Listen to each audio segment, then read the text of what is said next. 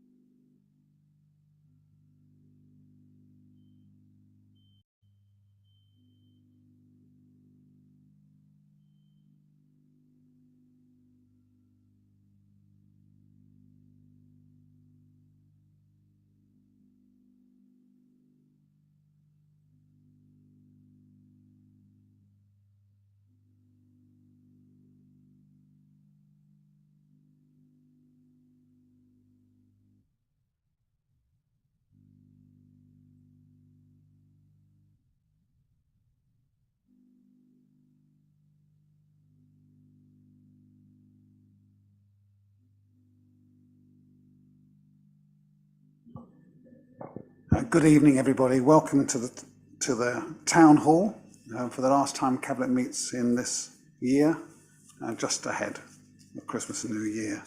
Most of you know the processes by which we work, but we walk through those as we go. And I have to say what we have to say, which is if we were to have an emergency, we're not planning one, because there are no practice alarms planned for this evening, but if alarm does sound, please evacuate the town hall going down the main staircase or the back staircase to the High Street, and then to the car park behind the Town Hall in St Runwood Street. In case of any disturbance, which requires the Cabinet to withdraw from this room, councillors should withdraw to the Mayor's parlour using the doors behind me. I shall be in there and await further advice. This meeting is being streamed live over the internet on the Council's YouTube channel. Will also be available to listen to afterwards. Use of mobile phones and other devices, including cameras, by visitors is welcomed, but you're requested to use them discreetly and not to disturb the meeting, to set them to silent, and not use voice or camera flash functions, please. Speakers are reminded that microphones are to be used at all times. And let me introduce the work of the Cabinet. Cabinet is the main executive body of the Council, responsible for day-to-day decision-making on all Council services and makes recommendations to full Council on major policy issues and on the Council's budget. The Cabinet is made up of 8 councillors, each of whom is responsible for a particular range of services. I'll introduce myself and then my colleagues. So now, there's one apology I should add before we go. Councillor Martin Goss, unable to join us tonight. He's unwell.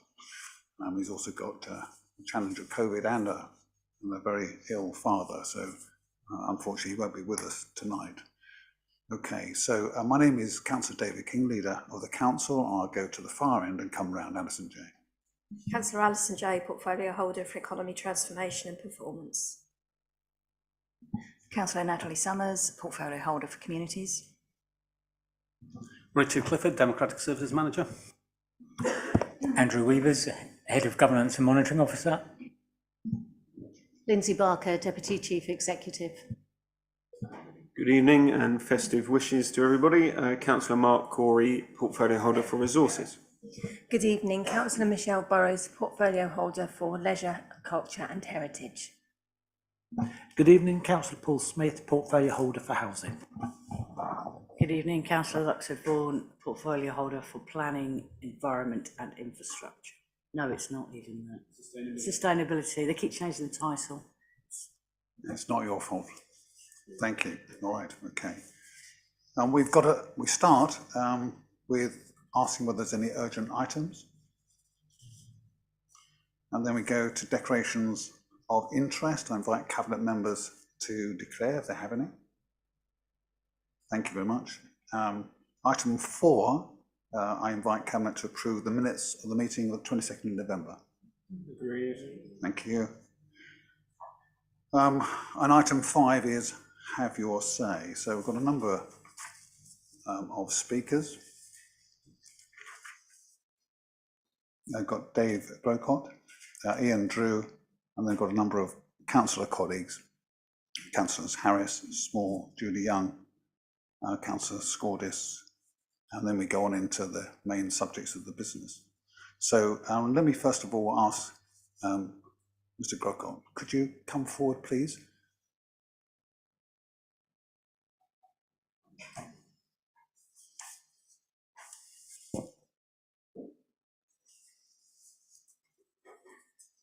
You have 3 minutes. A further minute to address us in response to whoever responds to you. You need to press the red button there in front of you and go with that. I can't see whether it's on. If it's on, that's great. Thank you. Thank you. Colchester City Council is pleased to announce the official opening of its Highwoods Country Park new adventure playground following a formal unveiling by Councillor Martin Goss on Thursday, the 7th of December. So reads a press release of the City Council, that goes on to describe the £130,000 park at Highwoods as inclusive and a place, quote, designed to enable everyone to play together. Councillor Goss is pictured at the press release, or in the press release, proudly standing at the park with the quote, "The playground is a fantastic addition to our beloved park, and I encourage everyone to come out and experience the fun it has to offer." I was intrigued and so visited with my youngest son, Angus. Surely this inclusive park, your words, not mine, designed for everyone, would be appropriate. The park is just a couple of 100 metres from Colchester Hospital and the primary care centre, where Angus and many other disabled children have numerous appointments. It struck me that given the explicit statement that the park was inclusive, it would be perfect for wheelchair users. This also being 2023, there is obviously the expectation that all new facilities must be accessible. but given the explicit reference to inclusivity, it seemed that there was an example of Colchester doing not only the minimum, but really going above and beyond. Sadly, for us, what we found there was anything but. If you have not yet had the chance, to visit this antiquated monstrosity, just imagine a ramp rising towards a park, but then topped with a completely thoughtless wooden lip, preventing anyone on wheels from gaining access. I had to leave Angus as I stepped into the bark-covered area, itself an antiquated and inaccessible material in this setting, to see an even more insulting feature. Areas of accessible bonding material are there. Don't let anyone tell you that these could not be put there. They can. But they are then in frustrating lumps, divided and inaccessible to many disabled people. Not only is the playground completely and utterly inaccessible, it is not inclusive either. Certainly inaccessible to wheelchair users of all ages, it gives no consideration to others with other accessibility issues. You could say that this is inclusive, but I have no idea who to. It seems to be only inclusive of the able-bodied. A rather interesting explanation has been offered regarding tree roots. This is plainly a red herring, as the whole site is built up, and the ramp there means that this is irrelevant. When pressed, Councillor Goss has told me that the design was the outcome of the public vote. It is the council's responsibility to guide such a process. We didn't call the HMS Attenborough Boaty McBoatface after a public vote, and neither should this insulting and completely inaccessible monstrosity have been built. A more plausible explanation is then proffered referencing funding. This is more likely, but is more lazy. Money is available for this sort of accessibility, it just hasn't been sought. Councillor Goss goes on to tell me that the cost of the project to make it fully accessible would have been an additional £120,000. 3 points of this. If that is the case, then work to get the money. We should not be building anything that is inaccessible. If that is inaccessible in that location, then move it. We should not be building anything that is inaccessible. And make it smaller to a scale we can afford. We should not be building anything that is inaccessible. If we could establish an advisory panel of disabled people and their advocates, then we can avoid mistakes like this from occurring again. To claim this is an accessible park just rubs salt in the wounds. It is absolutely not accessible nor inclusive. To claim it is just plain wrong. More accessible is just nonsensical. The council has succeeded in spending £130,000 of public money on a facility that makes disabled children cry. Thank you, Dave. I gave you extra time to finish off your piece because you speak with feeling, and I know how I would feel if I was 2/3 of the way through and was asked to stop, even if that is the normal protocol. Mm-hmm. Let me respond from a personal perspective, and I, like others here, know the site, and I know what I thought we had in mind, and I'll go to Councillor Burrows, and we'll see if we can give you at least a respectable and responsible answer. So it clearly is not intended to be insulting. It clearly is intended to be accessible. And I know that a number of us had in mind what is an absolute superb facility, if you've been to it, up at Stanway, the latest community centre there, run by Anti-Lural Brigade on behalf of the wider community and the local community. That's fabulous, and if it suits you to head that way, I recommend that to you as I would to any.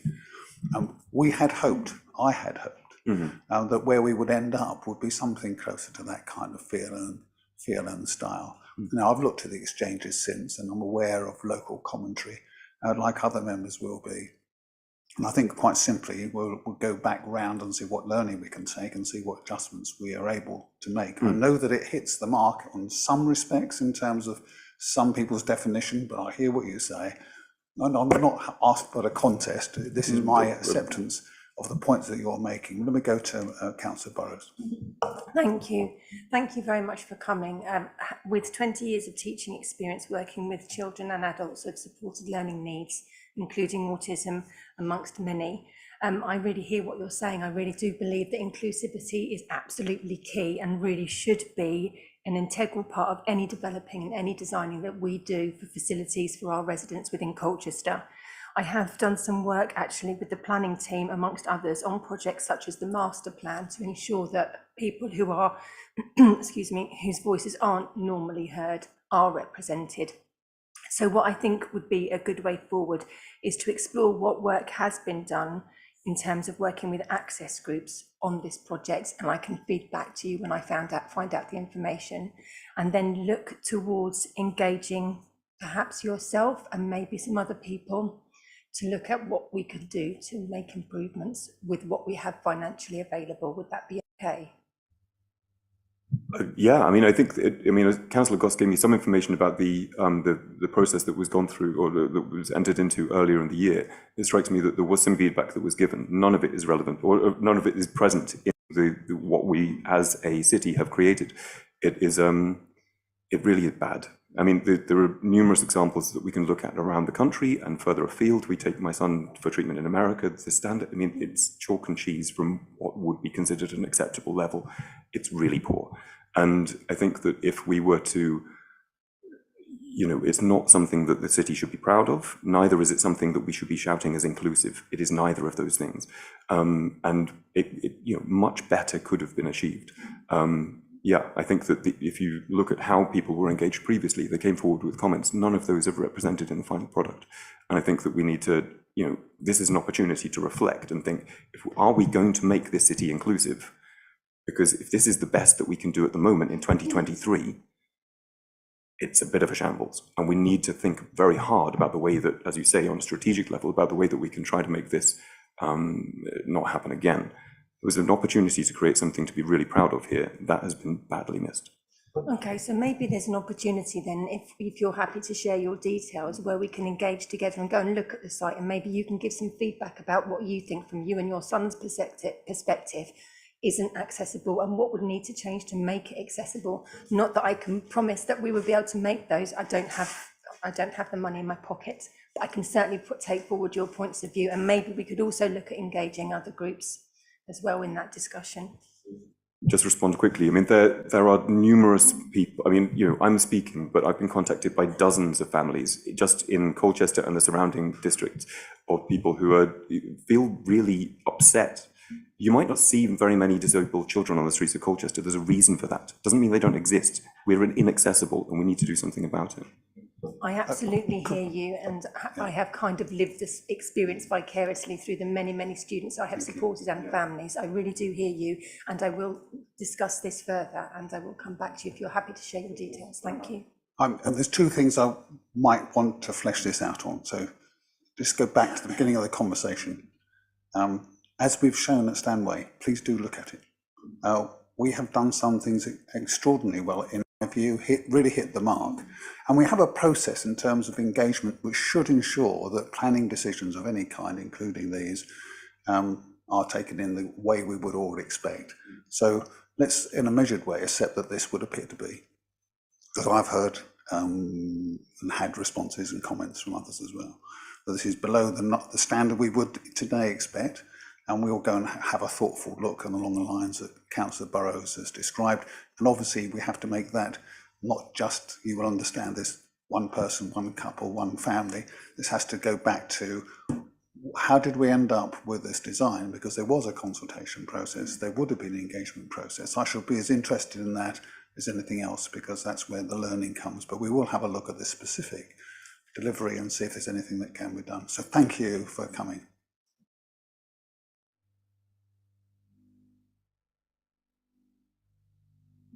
Ian Drew, please. Welcome, Ian.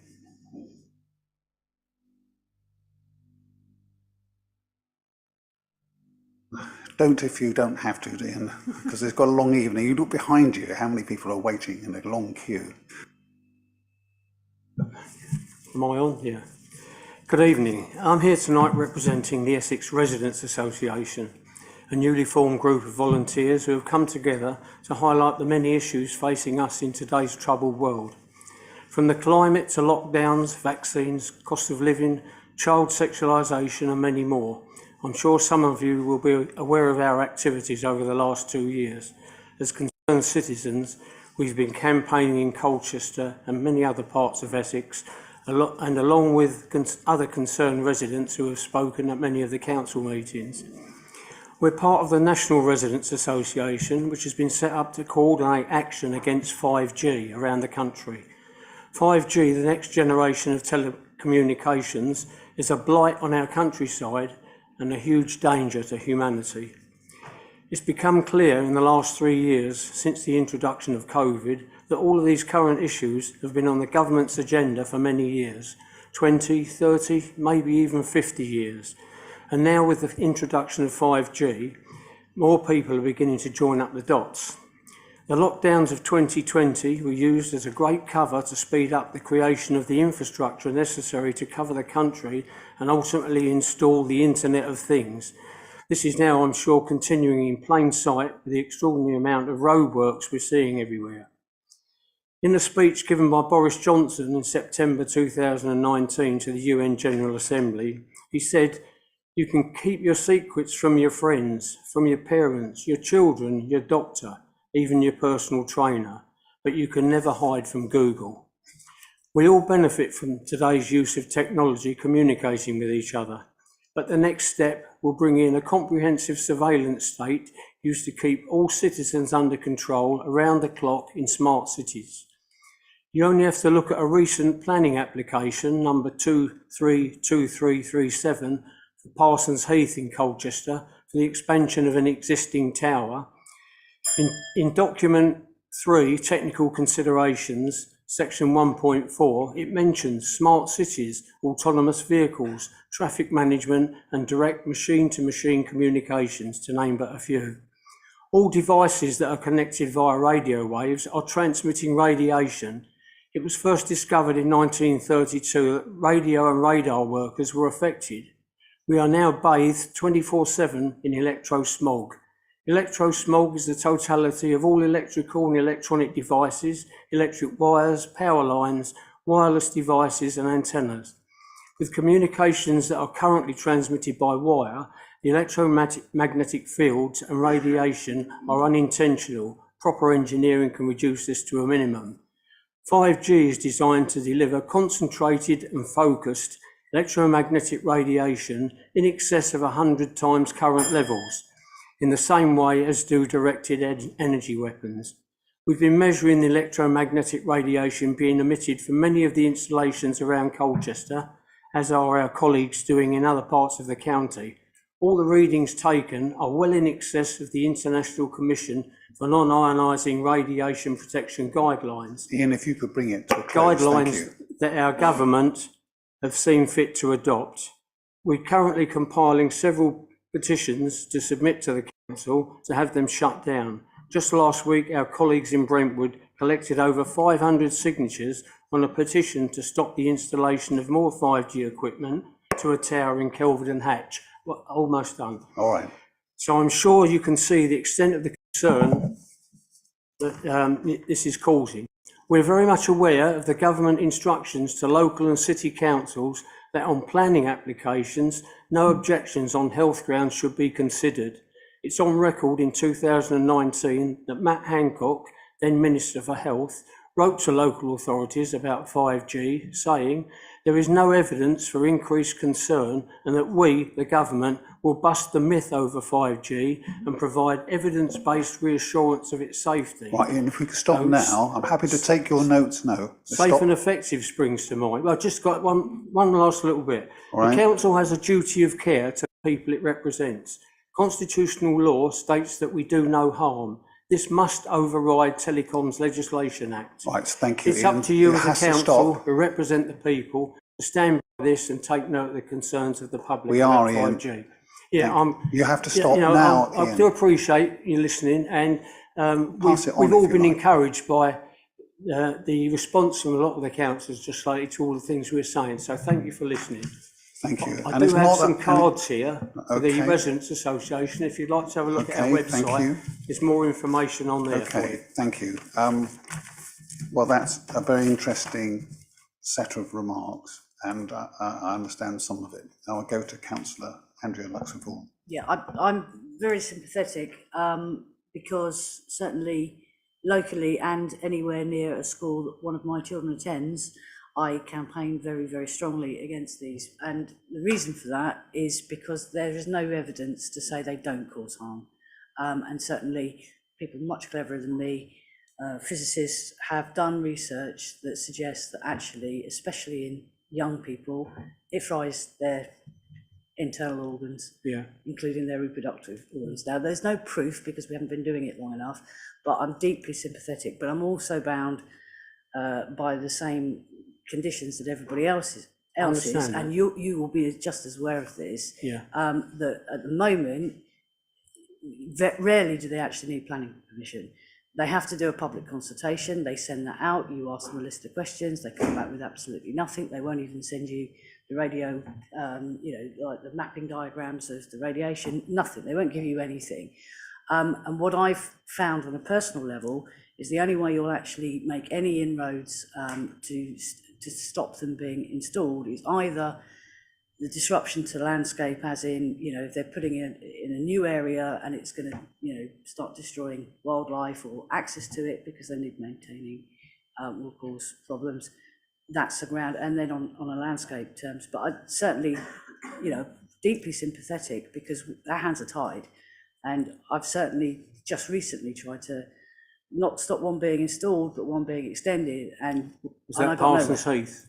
No, it wasn't. Oh, because that overlooks a medical centre, a doctor's and a school. Okay, all I can say is, Ian, it's not a conversation. There's only so much we can do, and I don't know what to advise you because I've been in the same situation on local level, and I've talked to officers, and they've gone, actually, we can't stop this happening. It's permitted development, and that's where we come a cropper. Unfortunately, you're probably speaking to the converted, both myself and the officers I'm working with, and it has to go higher. You have to campaign with government. We will keep campaigning. Thank you. Thanks for that. Thank you very much, Ian. We'll support research, of course, and work to the planning guidance we must. Thank you very much for your time and coming to see us. Councillor Dave Harris. Dave, you're online, we understand.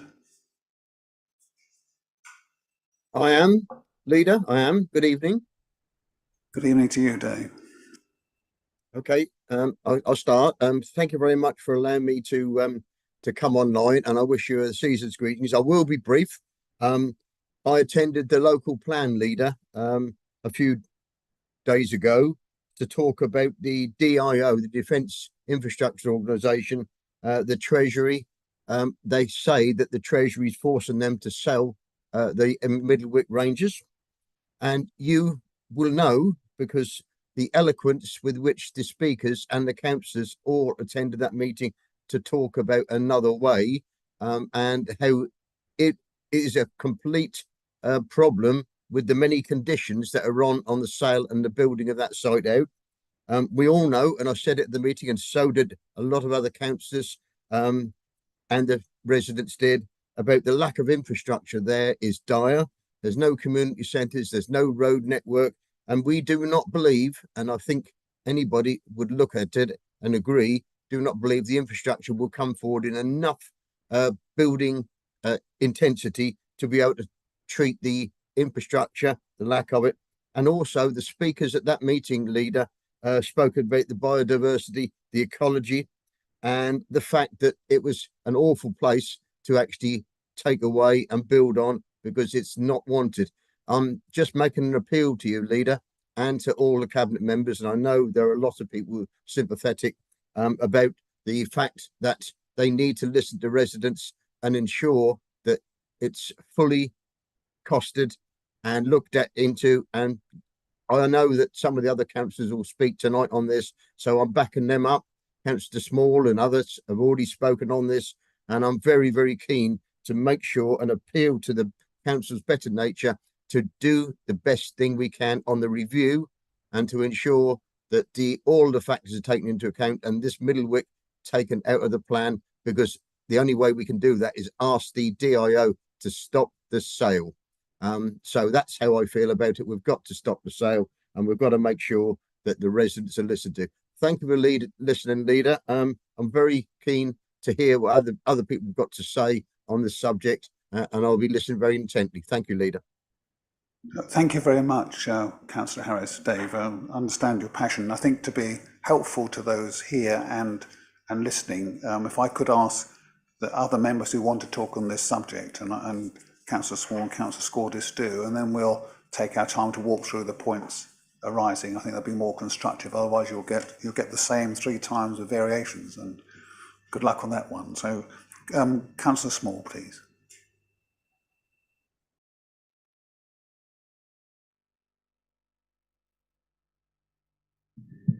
Thank you. I'm here as the local councillor for Old Heath, The Hive and Rowhedge to ask that serious consideration be given to removing Middlewick Ranges from the local plan, particularly as the plan is now under review.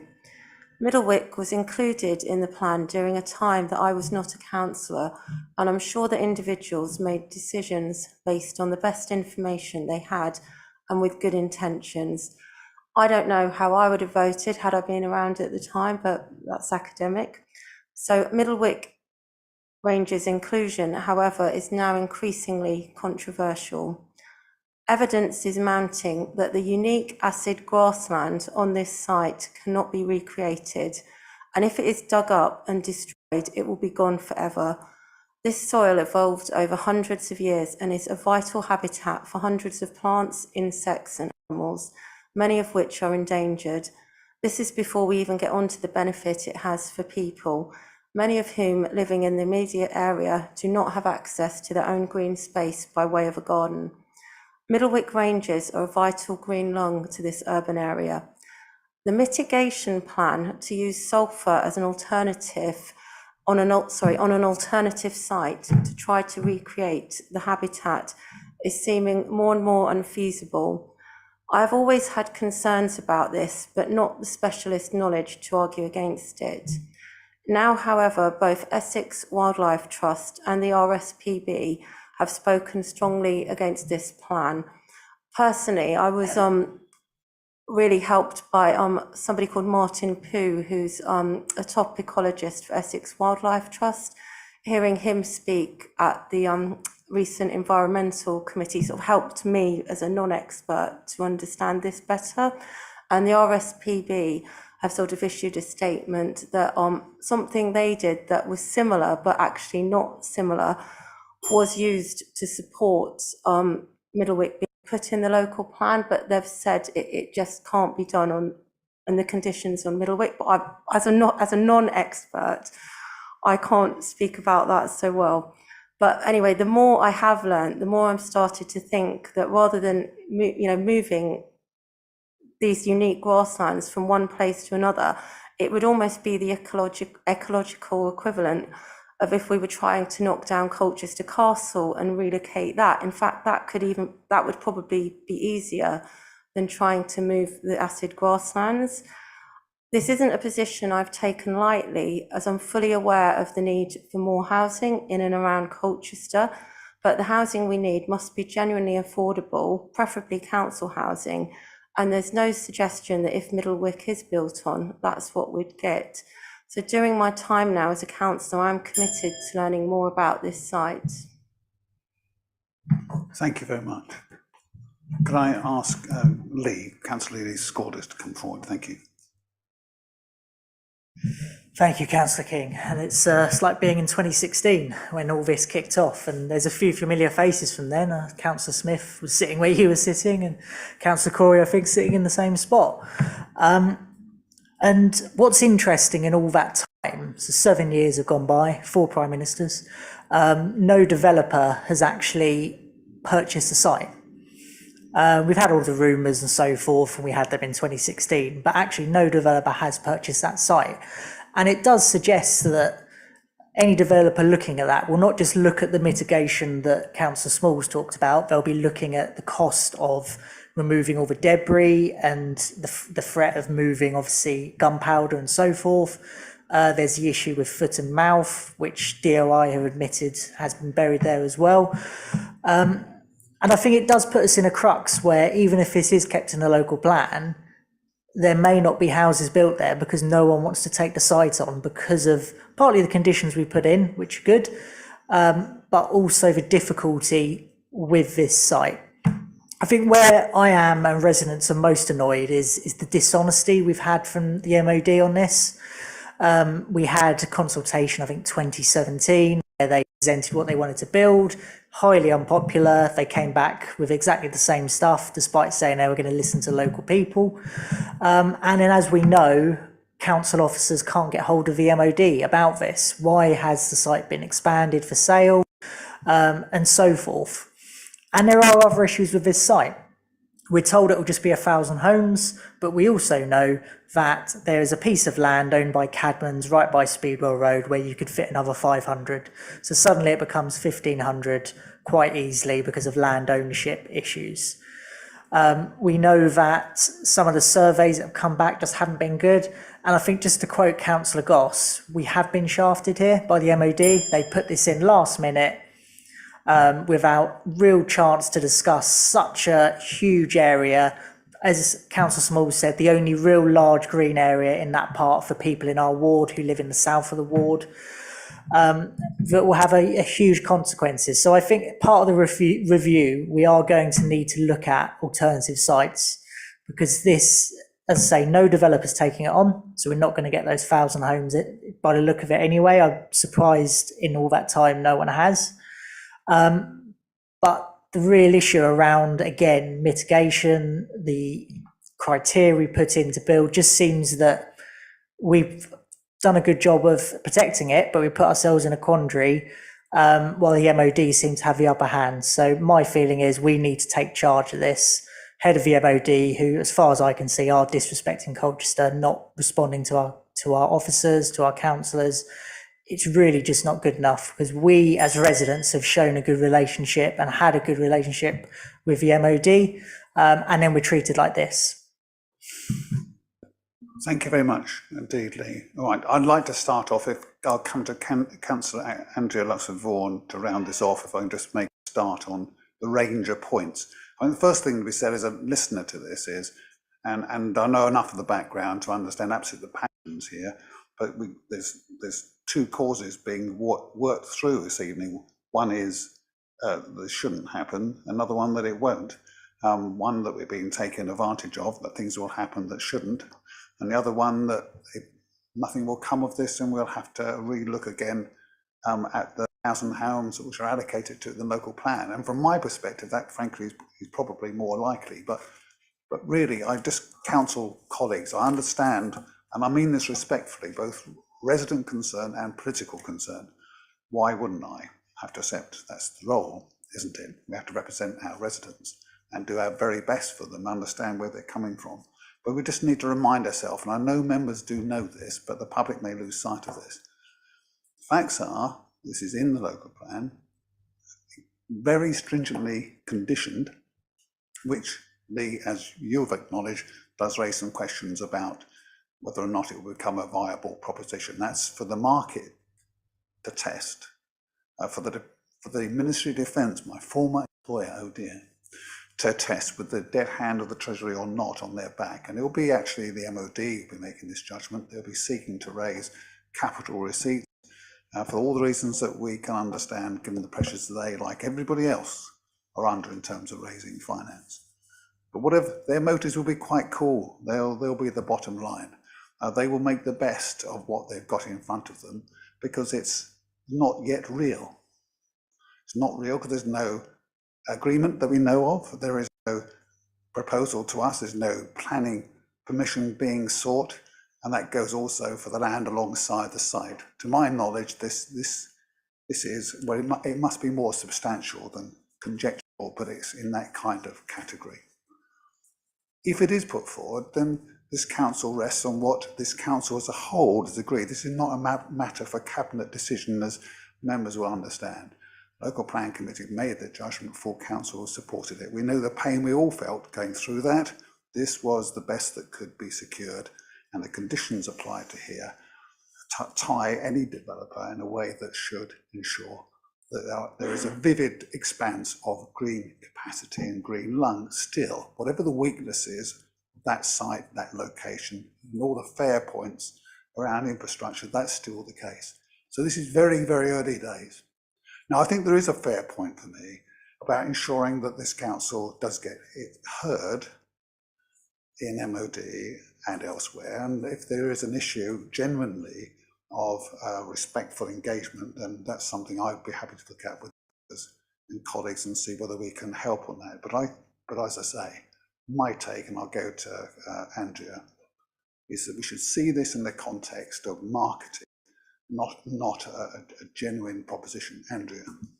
Yeah, you've probably covered some of the points. I'm going to have to go through my list, otherwise I'll miss something. But to address Councillor Harris, firstly, we don't have any influence over the MOD or the DIO. We are trying to secure a meeting with them. We tried to talk to them as soon as it was adopted in Section 2 to do whatever was possible to limit the damage that housing will cause on that site. They have met us once, but at the moment they're not responding. But there is time. I'm sure they will. But I mean, at the end of the day, we can plead with them, but we can't make them do anything. And I'm sure Councillor Harris is aware of that. I mean, just to make the point, Councillor Smalls said you weren't a councillor when this was adopted. Neither was I. One of the reasons why I campaigned and got myself elected is because I was very unhappy about some of the site allocations in our local plan. I'm surprised, given that point, that there are councillors here tonight that actually did vote for this to be included, and suddenly are not comfortable with the fact that it's included. The bottom line is it's the policy that we have, and we're bound by that. My role is to make sure that we conform to policy, and I think the policy is stronger because it went into independent inspection. Certainly the modifications that came back from that, took account of the amount of experts that turned up at that hearing and said, this is an environmental disaster, which I completely agree with. And therefore that policy was made more robust. I think we've, post the adoption of Section 2, again, I didn't vote for that, but it is policy. Post that adoption, we said, what else can we do on specifically for this site to make it harder to create such a genocide ecologically, and that's why we have appointed an independent ecologist to go out and do a full year's survey and produce a report which will feed into the plan review and make it more stringent policy, hopefully, when that review is complete. But I think we have to be realistic, which is in the local plan. And your point, Councillor Scordis, about no developers taking it on, certainly it can't look that attractive because there are so many problems with it. But it's, at the moment, the thing that will stop a site going ahead is viability.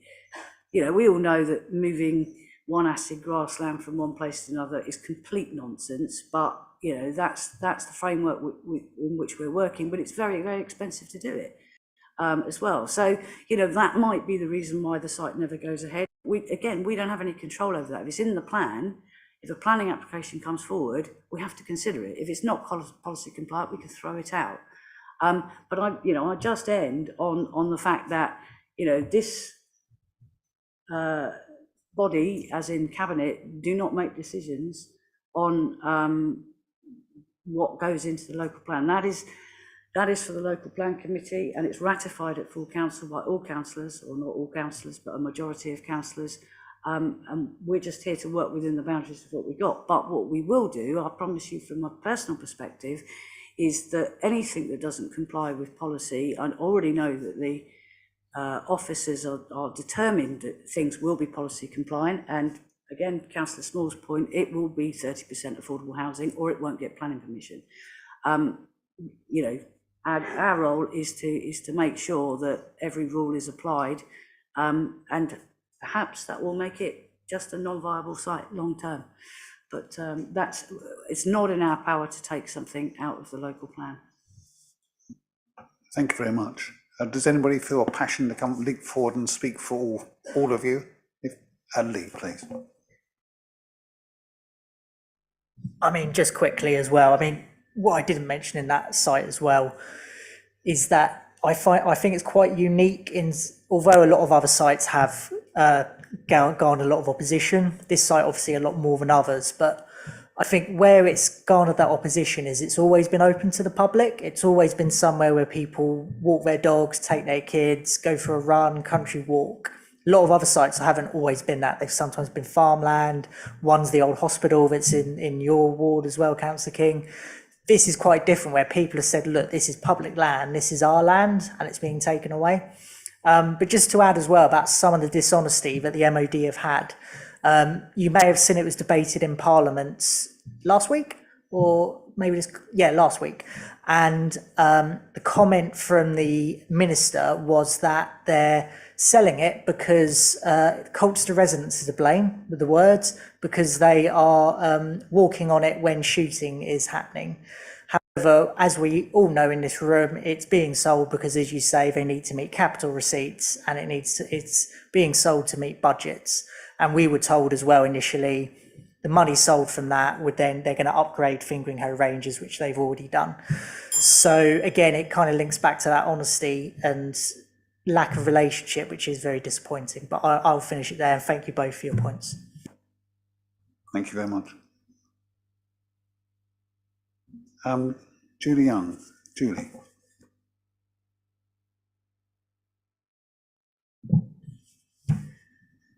Good evening, Leader and Cabinet. It's just a few comments I wanted to make on items further down the agenda. Sorry I can't be with you for the whole evening, but you know it's Christmas coming and other duties take up my time. On the fees and charges paper, there's a couple of items there that I think really are outliers. I'm concerned about pest control charges, particularly the bed bug charge, which I know there was some debate about at the Cabinet Coordinating Committee, and to think about a charge of £315 for that seems very high, and I wondered if there was any way that could be looked at. Additionally, you know, for benefit recipients, 158 for bed bug charges seems still a very large amount for people that are on low income to find. The other thing I wanted to mention was the costs of the opening of the oyster fisheries and the oyster feast. We've always, in recent years, wanted to set charges you know, at a level where the events wash their own faces, so to speak. But it does concern me that these will become quite an elite affair. They are our prestigious feast, I know that, historical, that's important. But I wonder if there's some work there, Leader, to be done to think about how those events could be put on, perhaps with some sponsorship, to bring that cost down, because I just think when you're looking at a ticket at £140 each for 2 tickets, it's an awful lot of money for people to find.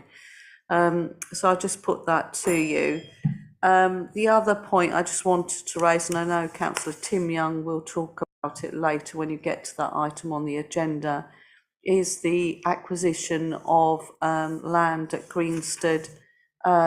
Just pay tribute to the work of officers that have, you know, been involved in negotiating that deal, specifically Lindsay Barker, that managed to break through what seemed for a long time an impenetrable situation with Notting Hill Genesis, but it will transform that area and make it possible to achieve a vision that was there, but we thought for a long time might not be able to be delivered in the way that we had envisaged. So the Heart of Greenstead project is going well. It's a good project there, which will deliver substantial benefits for that, you know, very deprived part of Colchester.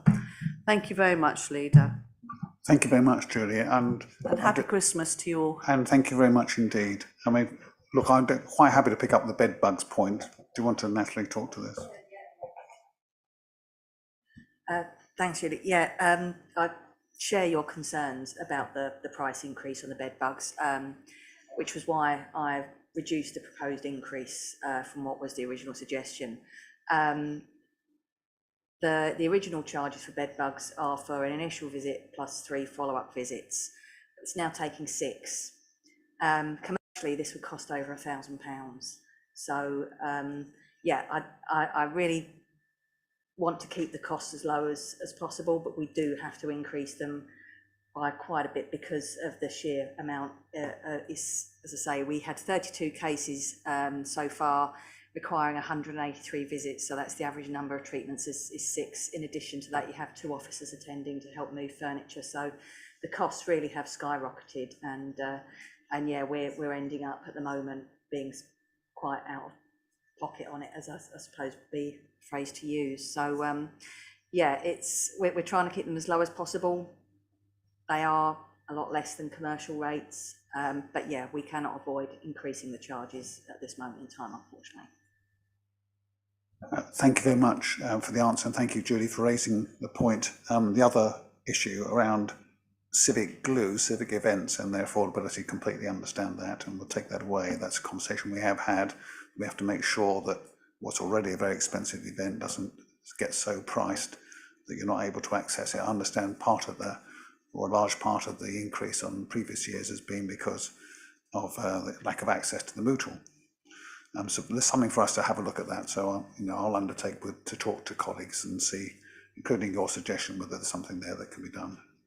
Thank you very much indeed for those points, and for your thanks for the work done, Lindsay Barker amongst others, in terms of ensuring that arrangement, that acquisition, which we'll talk to later on, is in the position that it is about to go. That's just brilliant news, isn't it? Thank you.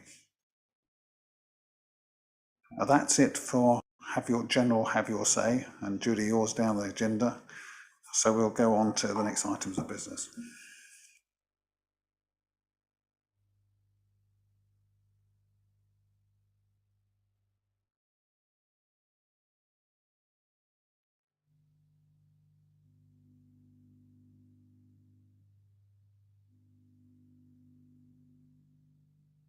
Okay, so our next item of business is decisions reviewed by the scrutiny panel. None. Then we go on to strategy, and the first paper is the end of year update and forward look to reset the council. We've got a report to take which captures progress made in a year of significant organisational change and the next steps for cabinet endorsement. I have Councillor Sunnox. William, if you'd like to come forward.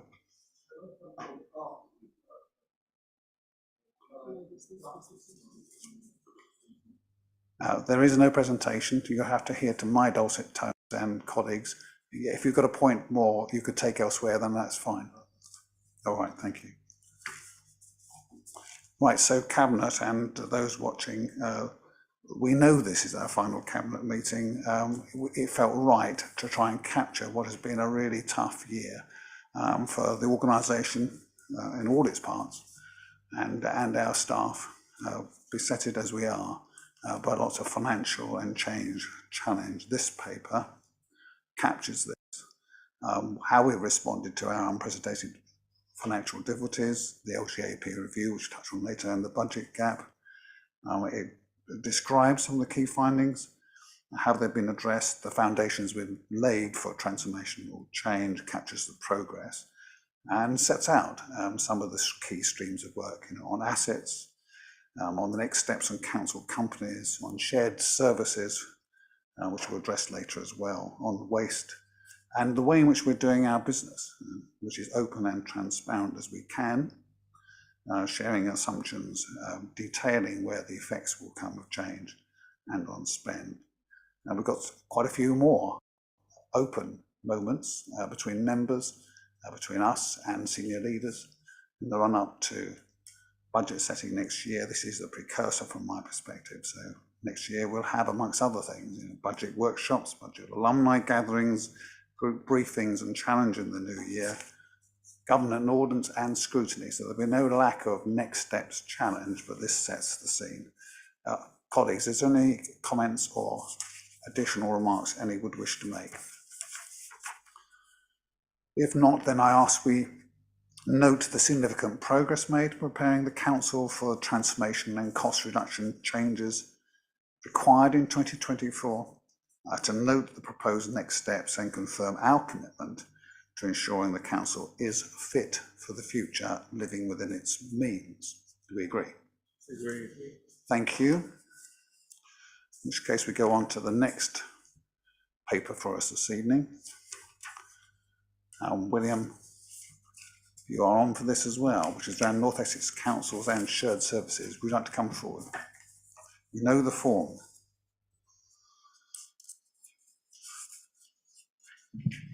Yes, thank you for letting me speak. We've just, the council's just nodded through a really, really serious paper from our chief executive, telling us that there's a large budgetary gap, 3.6 million, I think she says it is. I reckon it's 5 million. And I'm really pleased that that is now on the table. And clearly the leader and a few other people understand it. I'm not sure that everyone understands it. And I hope it's helpful for me to intervene, saying that, you know, it really is a serious problem. And she's talking about really fundamentally transforming the council. My question is this: is anything we're planning to do actually going to work at the scale that we think it's going to work? And it fits very well with this next item on shared services, where we think that this is going to be some type of, you know, magic wand that's going to save us a lot of money. If you're actually looking at this sort of exercise, which I've done in business many times, you look at where you get the scale economies. It's probably in management. It's probably a few positions, possibly by working together better, you can save a few positions. You might get 500,000, you might get 800,000 out of it, but you're nowhere near where we need to be. And also the speed at which we're doing. You know, it's like we're in a field with a bull, and the bull's not just stamping its feet, it's now charging. And we have, I reckon, and you can argue about it, I reckon you've got 3 years to get to the gate. Some councillors got about -6 months to get to the gate.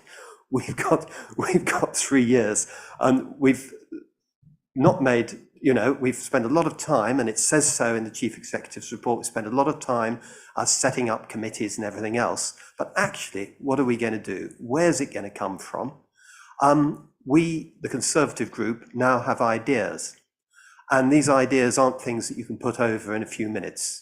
And I'm beginning to ask, and I'm in danger of getting my head chopped off by everyone, including perhaps my own group, but I'm very keen that we try and find an opportunity to sit down and lay down an alternative vision of how the council could be run and how we could do it without the real damage to the services that I think are coming our way.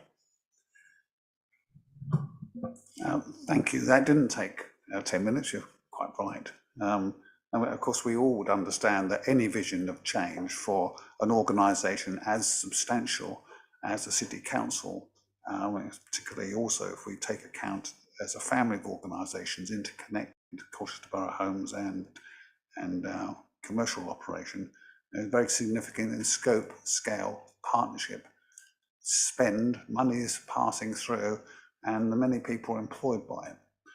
The effects of good work and the effects of work under review and the changes that might come, that's a very significant undertaking. So of course, alternative vision or our vision will take time to get through. So let me turn this around, because there is you know, you and I have had this conversation and we're going to have it again.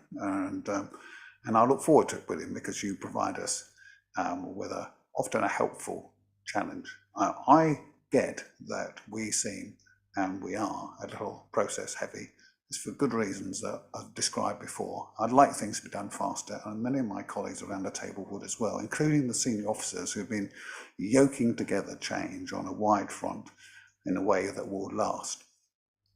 But in the new year, we'll be able to share. We're just getting it, genuinely just getting the fruits of lots of, I think, work of quality, some of which has gone through other settings like discussions around waste, but in terms of putting cost to change and then understanding the impacts on people and service delivery, that the fruits of that work is just coming through early in the new year. And I'll be happy to have colleagues elaborate on this. It's worth a moment.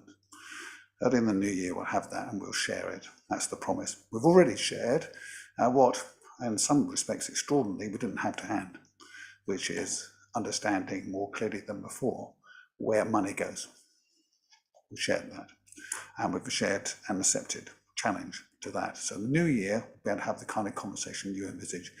My first take is that that gives me personally, and I'm not easy about these things, confidence that we will get, and Councillor Corey and others might want to offer a view. We will get to where we need to get to.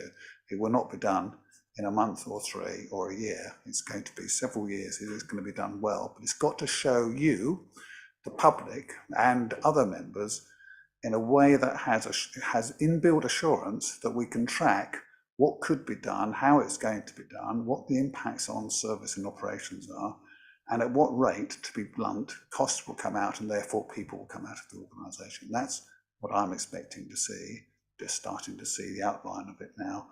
And what we need to go further. We'll share it as soon as we can. That's the personal and collective promise. Then, if I may say so respectfully, that will be the point at which the Williams-Sunnex alternative would be really interesting to see how different it could be. But that we're not at that point yet. I just want to go around the table and see if colleagues would like to take my remarks a bit further. I'll go to Councillor Corey if I might, and then Councillor Smith.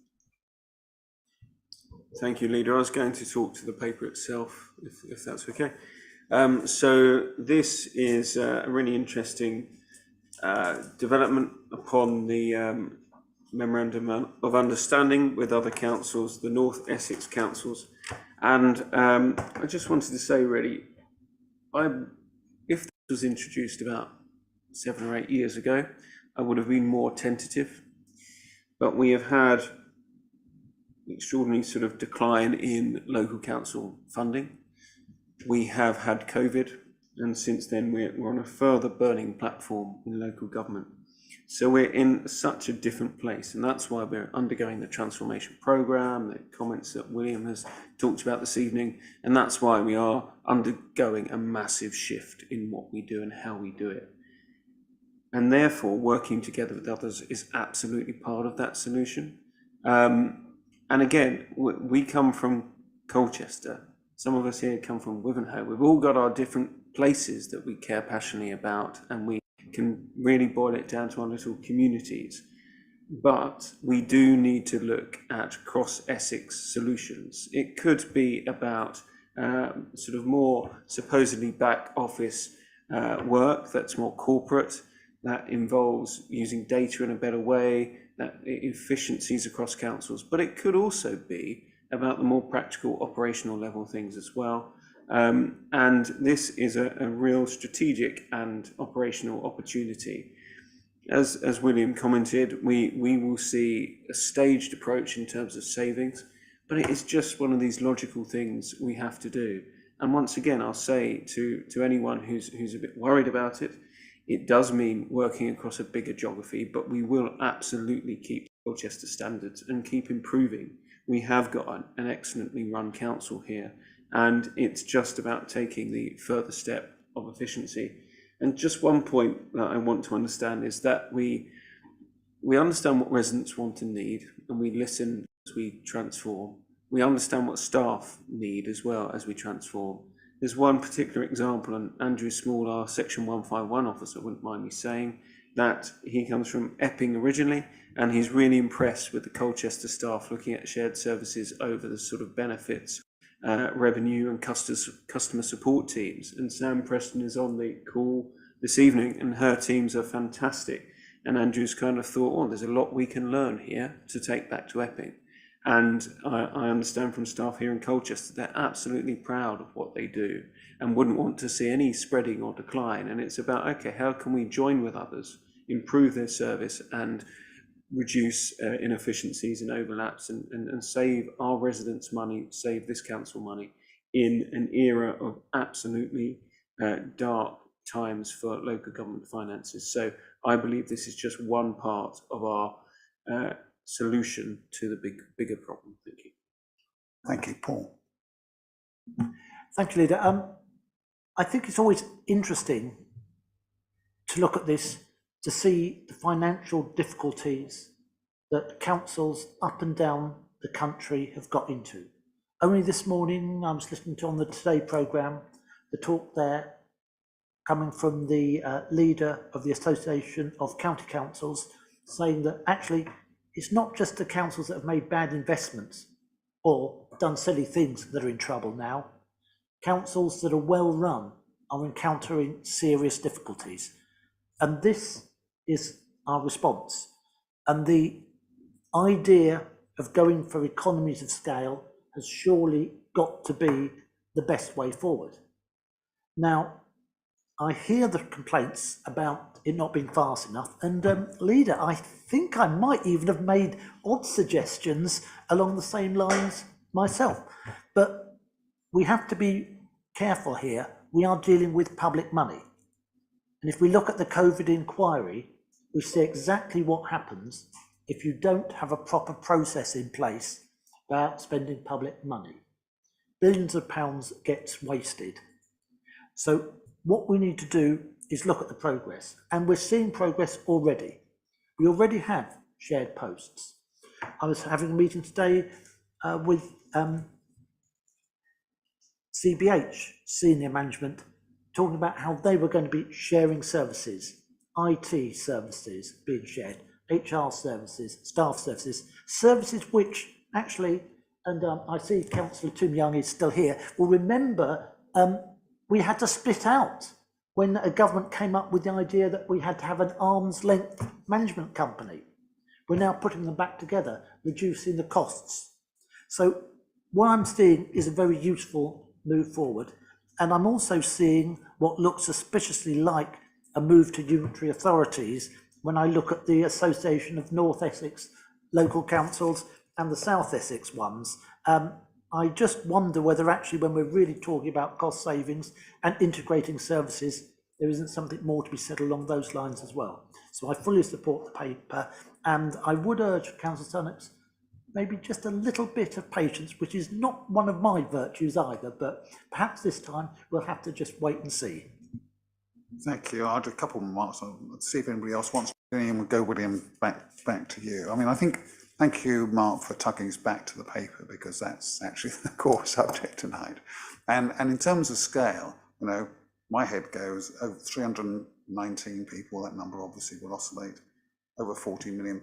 Well, there's going to be some scope and there's going to be some scale in there. But also more than just about the numbers. That does really matter, but it's capacity and resilience of organisation as well.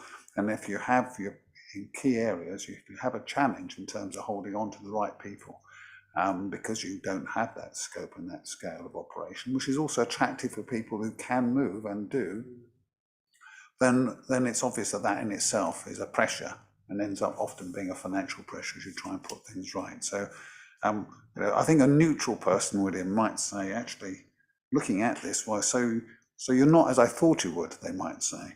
So you share your museum service, your parking partnership, your payroll service, your procurement service.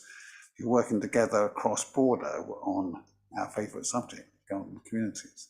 You're sharing senior roles, you're sharing corporate services. And I know from the conversation, you know, I had a similar one today with Colchester Borough Homes, because we're all in the same space of trying to knit the three parts of the council family together closer, that they're going further than it says here. They're looking next at HR and finance, as you mentioned yourself.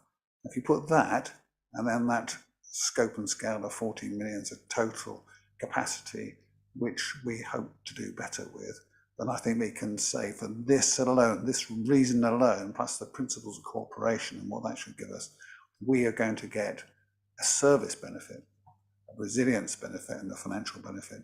The balance of the work, which is where I was, William, that's going to be unveiled early in the new year, and it's going to rest on a clarity of expression. That'll take a little while to rework. Clarity of understanding about what we've got in the back in the kitty in terms of reserves, and a clarity over where money is spent. And I think that will give you and interested members assurance. And as I say, we'll be working through that together. I'll stop there unless there's other remarks from colleagues. William. I can't tell you what a different wavelength I'm on. I respect the culture of cooperation and collaboration that is definitely here, okay? I respect that and I get it. What I'm saying is that that's not going to get us there fast enough. And I want to talk more about the paper in front of us, the shared services paper. If we're relying on these scale economies, and that's essentially what it is, has anyone put any figures around it? Has anyone analysed them? What are the fixed costs? If you're combining a payroll, you're going to find you've got certain costs that are fixed, and some of the systems, some of the management costs will be fixed. You'll find that some are variable. This will apply to all the areas you're combining. So who's sat down and done the numbers? Not a number there. We spent a year talking, sort of getting each other, getting comfortable with each other, and generally green behaviour. We've talked about it, David. We're good at that, but we need a greater mix, and that's why I'm saying we need that opportunity to present. I'll be patient. Late January will do fine. I think that would be a nice time scale, but we'd really like to ask for an opportunity to present an opposition budget. We've been challenged, we've been taunted, we've been laughed at even for not doing it. We would like the opportunity to do that and have the ideas considered properly. This is not the place for that detail. We understand that.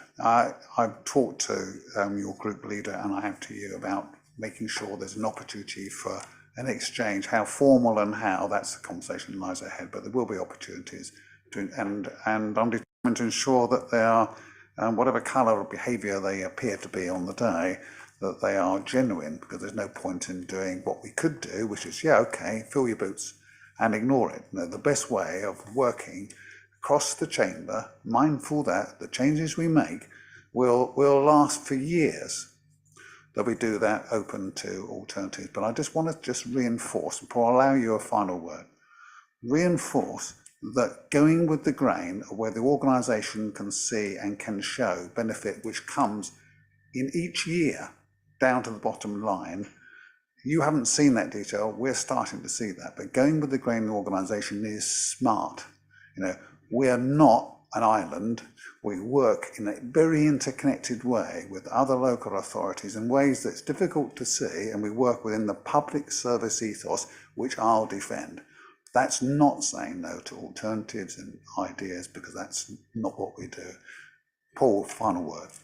Thank you. Yes, I'd like to make 2 points. The first one is I will actually agree that these savings alone are not going to close our budget gap. Absolutely not. I wish they would, but they won't. The second point I'll make is that the two councils we're working most closely with, Epping and Braintree, they're Conservative councils. If you have concerns that we're being frivolous with ratepayers' money or with council taxpayers' money, then those councils are also looking at the same issues and looking at exactly the same figures, because the services we're going to be sharing are with those. But yes, it would be great to invent a figure and say, oh, we think we can make 5 million from this, put it in there, budget sorted. It's not like that. These are really tough times, and we are going to have to make tough decisions. Culture Council is not on the list of those authorities in danger of bankruptcy at the moment, because in the past, this authority, under its various administrations, did take those tough decisions, and this administration is certainly going to be doing that. Thank you, William. Right, colleagues, back to the recommended decisions. It was a while ago, but that was a good conversation. All right, okay, look, they're set out in between 2.1 and 2.4 to formalise the relationships we have and to make allocations as required to fund the joint work, to enable the changes that have been described in this paper, and to pursue shared services. have to say we will want to do that at pace, but that's not for here. That's the next step about timetable and plan and how and when and what benefit comes to the bottom line. Are we agreed? Agreed. Thank you very much. Okay, let's go to paper 7.3, which is on the LGA Peer Challenge Review. Mindful of time, I have no have your say speaker.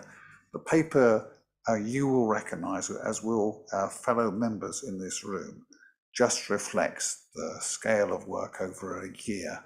That itself is intimately connected to our ability to run ourselves more effectively, to change our shape, to respond to our circumstances and financial challenge. And the paper sets out in some detail, for the record, what's been done and how we're going to carry forward the balance as business as usual of the LGA recommendations. Are there any comments or anything that any member here would want to say? Right, okay, then colleagues, are set out in 2.1 and 2.2. Are we agreed? Agreed. Thank you very much. The next paper here is a local council tax support scheme, and Councillor Tim Young is going to come forward. Tim.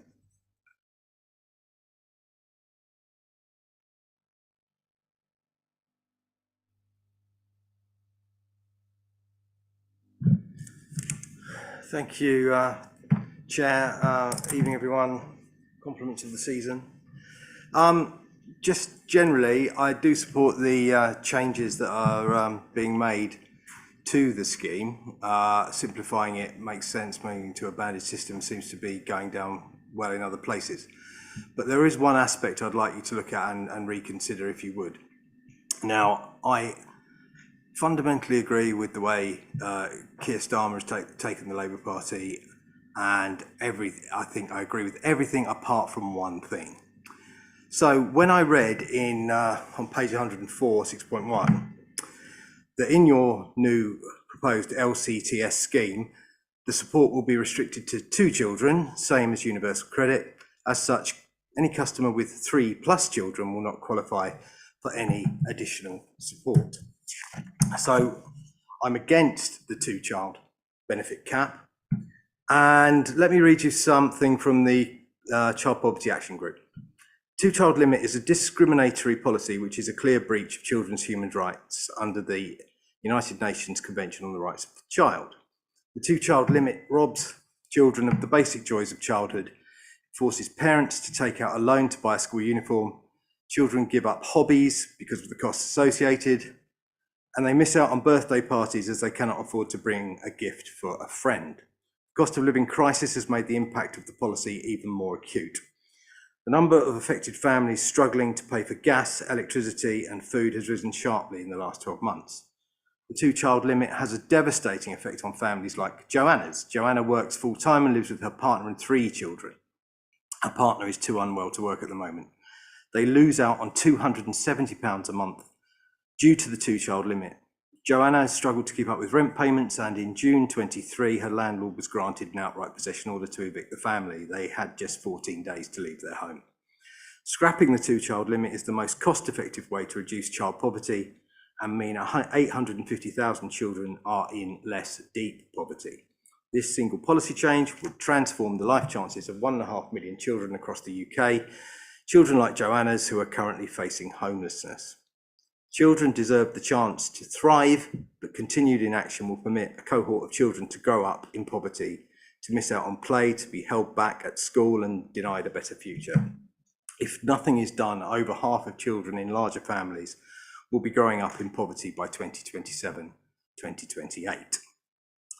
So that was what the Child Poverty Action Group said. And on this website I was looking at, it then went on to say, it's a regressive poverty increasing measure. Of all the bad things the Tories have done, surely to goodness this would be one of the first to go if there were a change in government. For the avoidance of doubt, Liberal Democrats would get rid of it. We opposed it when the Tories brought it in and continue to do so. So why on earth are you, a Liberal Democrat cabinet, looking to bring in what is effectively a 2-child benefit cap into the local council tax support scheme. I would implore you, because a lot of my constituents in Greenstead do live in larger families, lots with single parents, but lots with more than 2 children, impose this on to this scheme when you don't have to. I don't think you have to. I don't think it's the law. I think this is something you can look at as part of a scheme that we do have some control over, not total control over, but do have some control over. I agree with all the comments made. It's not my usual nature to look at Liberal Democrat forum websites, I must admit, but what your party is saying on this is your party policy. I think you should back it. I think you'd certainly have my support if you were to change the policy. As I say, the rest of it, I agree with. It's absolutely right.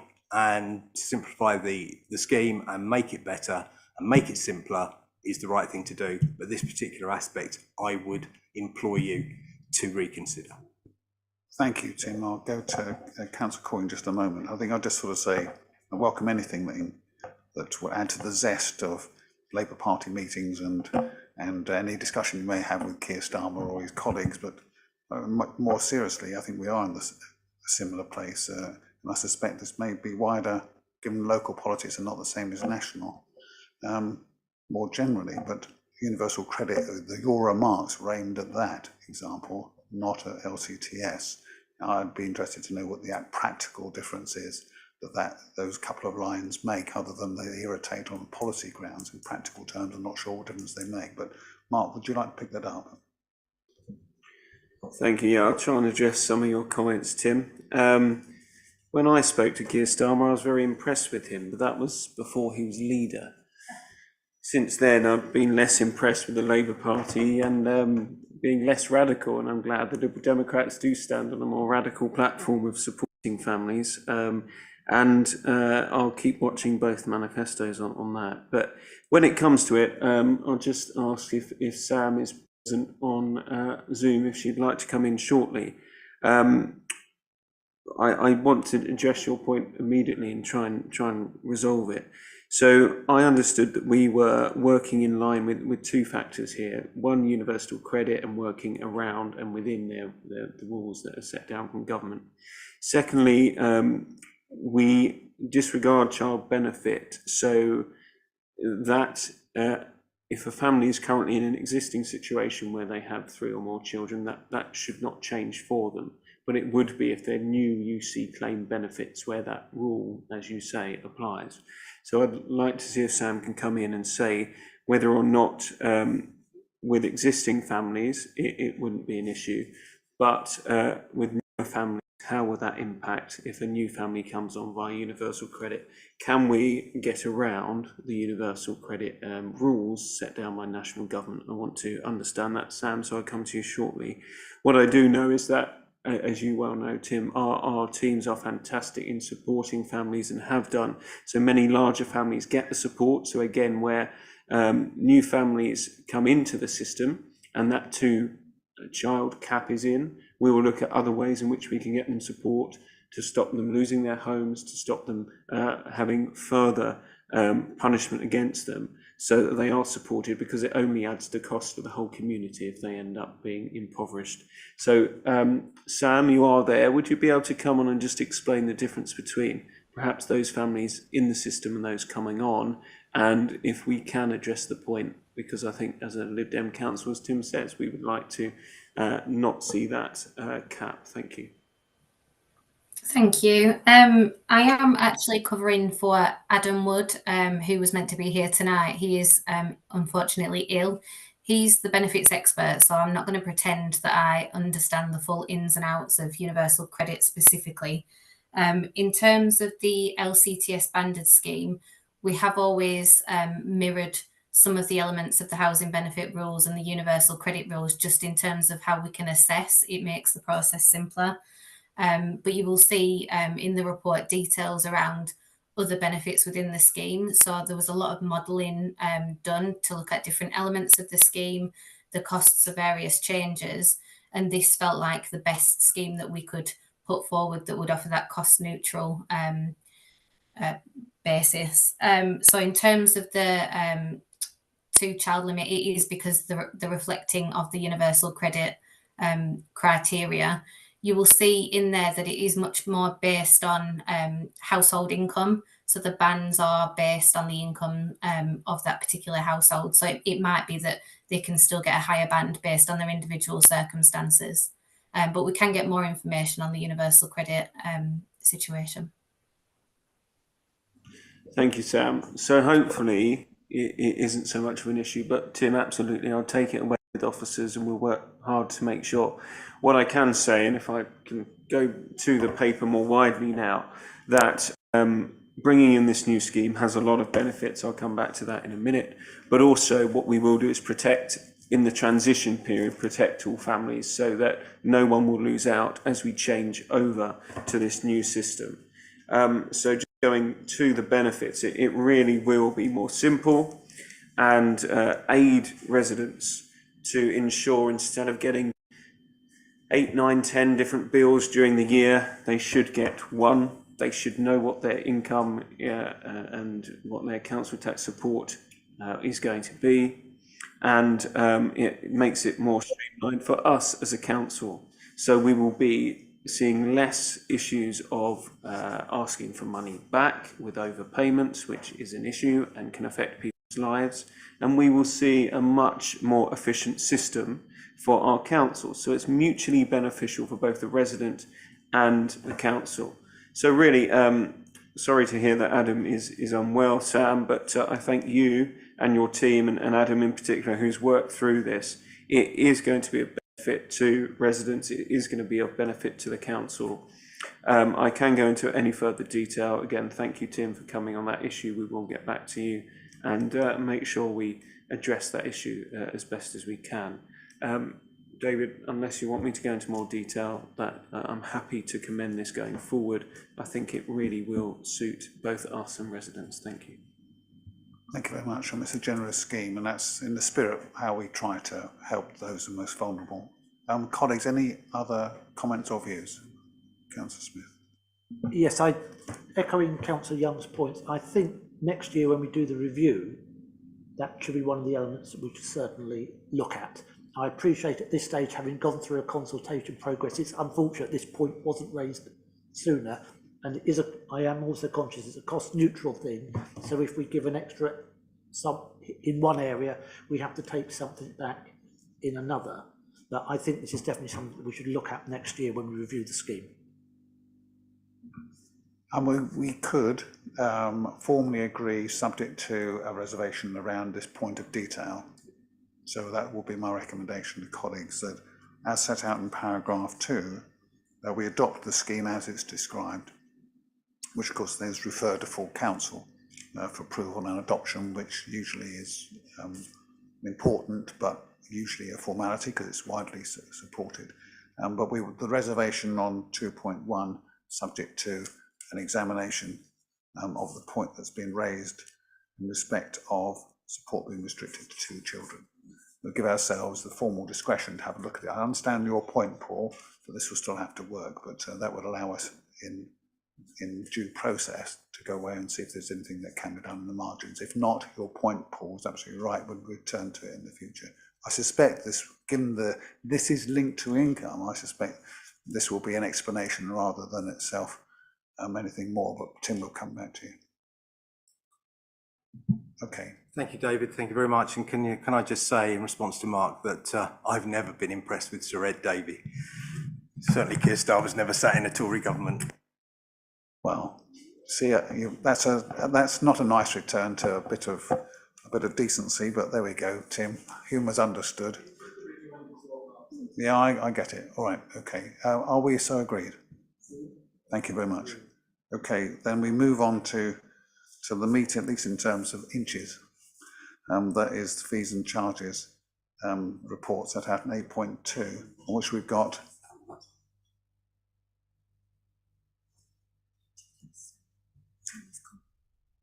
we're at 90 minutes, folks. Do we want to stop or do we want to keep pressing on? Okay, so we're going to stop still, head to various places, and call you back at 25 to the hour, please. Thank you.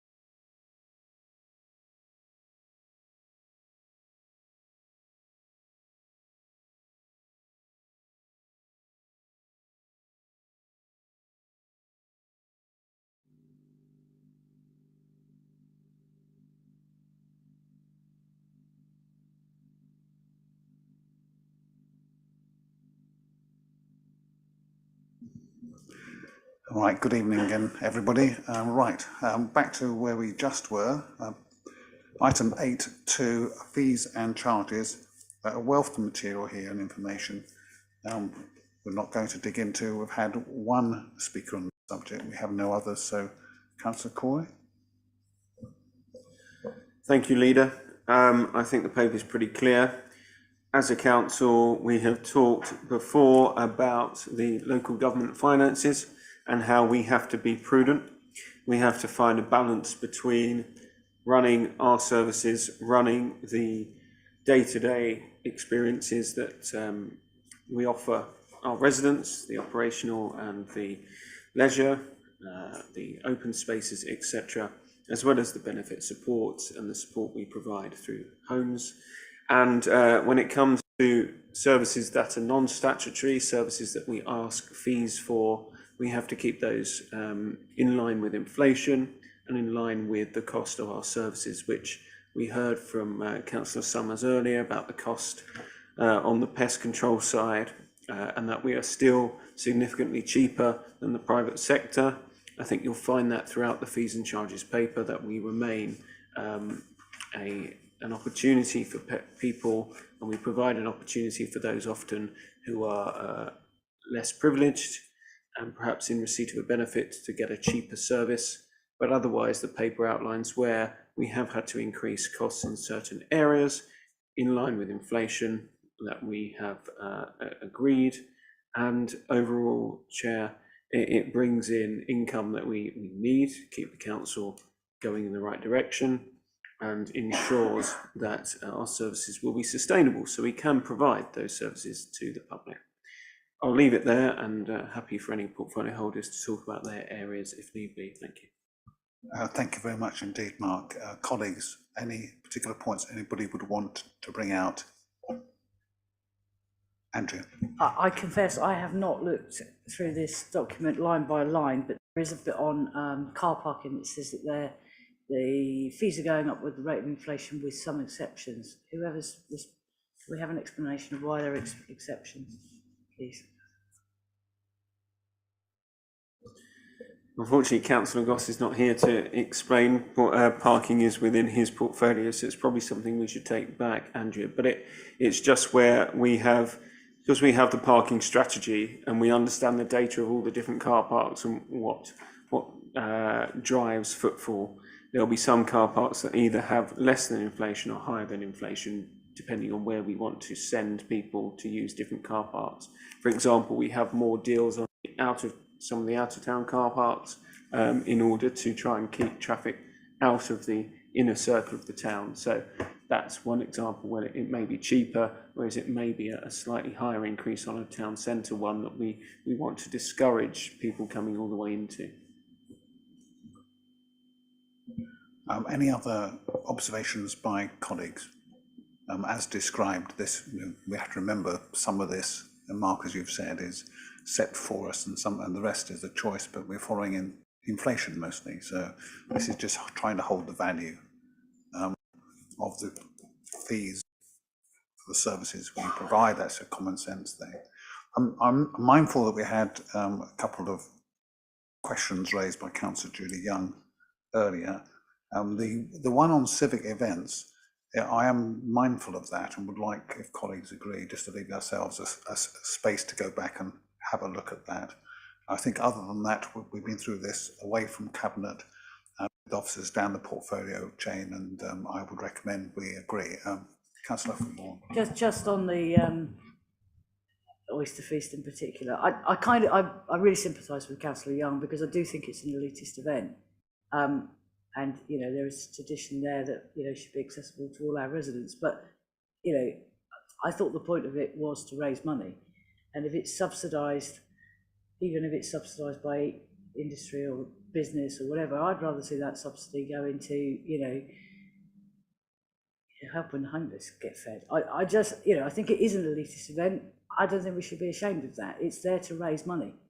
And we should leave it as, if you want to go and celebrate oysters, you go and buy some, go and sit by the beach with a can of beer and a portion of chips. You can do it on a budget.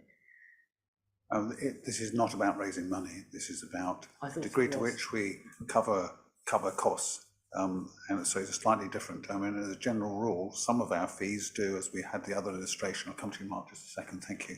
Some of our fees we deliberately set in the knowledge that will not recoup all the costs, but in the broad, we obviously do balance. Okay, Need to recover costs and not. So I'm not making. It's not for me to make a decision. I could, but I won't. That's not appropriate. But I think there is a fair point we need to look. And there is something too in terms of income raising around the viability of events which are so extraordinarily priced that not only do we do civic damage, so I'm not talking about oysters, but there's a number of events here, but also we risk their viability, frankly. I think we had said prior to meeting here that we would have a look at that. We've not done that, so I would just like to have the reservation to go and have the conversation we need. It may stay as it is, but it will be appropriate for us to approve the paper, subject to a review of that point. We dealt with the other one, which was with Councillor Somers around bed bugs and their pricing, and I thought that was so clear that that's itself not an issue, but it left us with one. Mark. Thank you. I think we might have to go back to Julie. I wasn't totally sure what she was getting at with the point. I understand the cost of the ticket, but like Andrea, I agree with most of Andrea's comments. It's about covering the cost of the event. That's what it is first and foremost. Above and beyond that, then the mayor will make fundraising monies around the event. But the other comment that Councillor Young did make, and relates back to Andrea's point, is, yeah, if we can look at other ways of sponsorship, fundraising around these events that will bring in more than just the cost. So we cover costs and then we go above and beyond. And yeah, those go towards either mayor's charities or other, like homelessness, etc., other causes, then absolutely. So I think it's another little comment to add to Julie's and what you've already said, Leader, to take back and have a look at. And let's flex the policies as much as possible to enable more income to come in, to lead to charitable ends, to cover the costs of the council, and to enable us to do more, which would be to house more people, to look after our parks, etc., etc. Thank you. Thank you. Well, then my proposal would be that at the end of the existing wording 2.1, which says to approve fees and charges 24-25 as set out in the appendix of this report. So for scale, that's half an inch or more of them. We would just have this hook, subject to a review of civic fees and scope for sponsorship. That I think would cover the conversational point, and then we'll confirm in at some pace, or at least as soon as we can, where we'll settle. Are we content? Agreed. Thank you. In which case we go to 8.3, accuracy in financial reporting. I hope you might let me address this, as it's been one of my favourite subjects. And I always like to nod to Councillor William Sullix in the far end of this room. Councillor Dundas, although he's left the building, which is entirely sensible. Look, 8.3, colleagues, for those who glanced at this, is a motion from the full council meeting of the 7th of December 23. So just a moment ago. It's a second outing for this issue anyway, and it was addressed in some significant detail. I don't propose that we need to do anything more. We're publicly committed to transparency, and we've demonstrated that by the swiftness of action on this particular point. And going back to the earlier conversations, the way that we share information, seek to improve its quality and seek to improve access to it, I think is all we need to say. We follow through as best we're able our public duty and all our considered view that as a cabinet, minority administration or not's not the point, that what we would do is be open to the views of members and the public. So I'm happy to just leave this as it is, with a reaffirmation of our commitment to accuracy, of course, and more importantly, an open dialogue across the chamber and beyond around how we spend money, what benefits and services we secure for it. Are we so agreed? Agreed. Right, in which case the next one, and we're going to look for my two colleagues here, Councillor Corey, but I'll start with you, Councillor Smith, that's okay, Paul. Purchase of 5 Fields Court, St Edmunds House and 2 adjoining areas of land. I note we've got 3 have your say speakers. We have heard from Councillor Julie Young, so that leaves us with two, Tim Young and Councillor William Sunnock. So Tim, you'd like to come, followed by William. Thank you. We'll respond to you together, I think. It'd be interesting to see how different you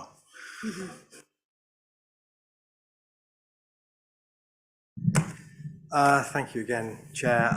It's good to be speaking on this subject. I'd like to echo all the comments made by Julie earlier. The Heart of Greenstead project is very important as part of the town deal funding and the estate regeneration funding that we've acquired. And it's a once in a generation opportunity to transform the centre of Greenstead into a hub that we're all going to hopefully enjoy and meet the wishes and needs of local residents. I think it's a really important project for the council going forward, and I'd also like to pay tribute to both Rory Doyle and Lindsay Barker for the work they've done with Notting Hill Genesis, who haven't been the easiest partners to negotiate with, but we got there in the end. I think they are looking to divest most of their properties outside of London and in Essex in particular, but they drove a hard bargain. So I think the tactics we deployed were absolutely right, and we got there in the end, hopefully. So you know, you've got a part B on this. I know where the financial details are put in place, and I support you. I hope you will support them as well. It's really important that Colchester Homes are involved, and that we use this site, and the residents who are living in the currently as tenants of Notting Hill Genesis are looked after, and the staff are looked after. That's really, really important, because you know, they will be concerned, they will be worried, they don't like change.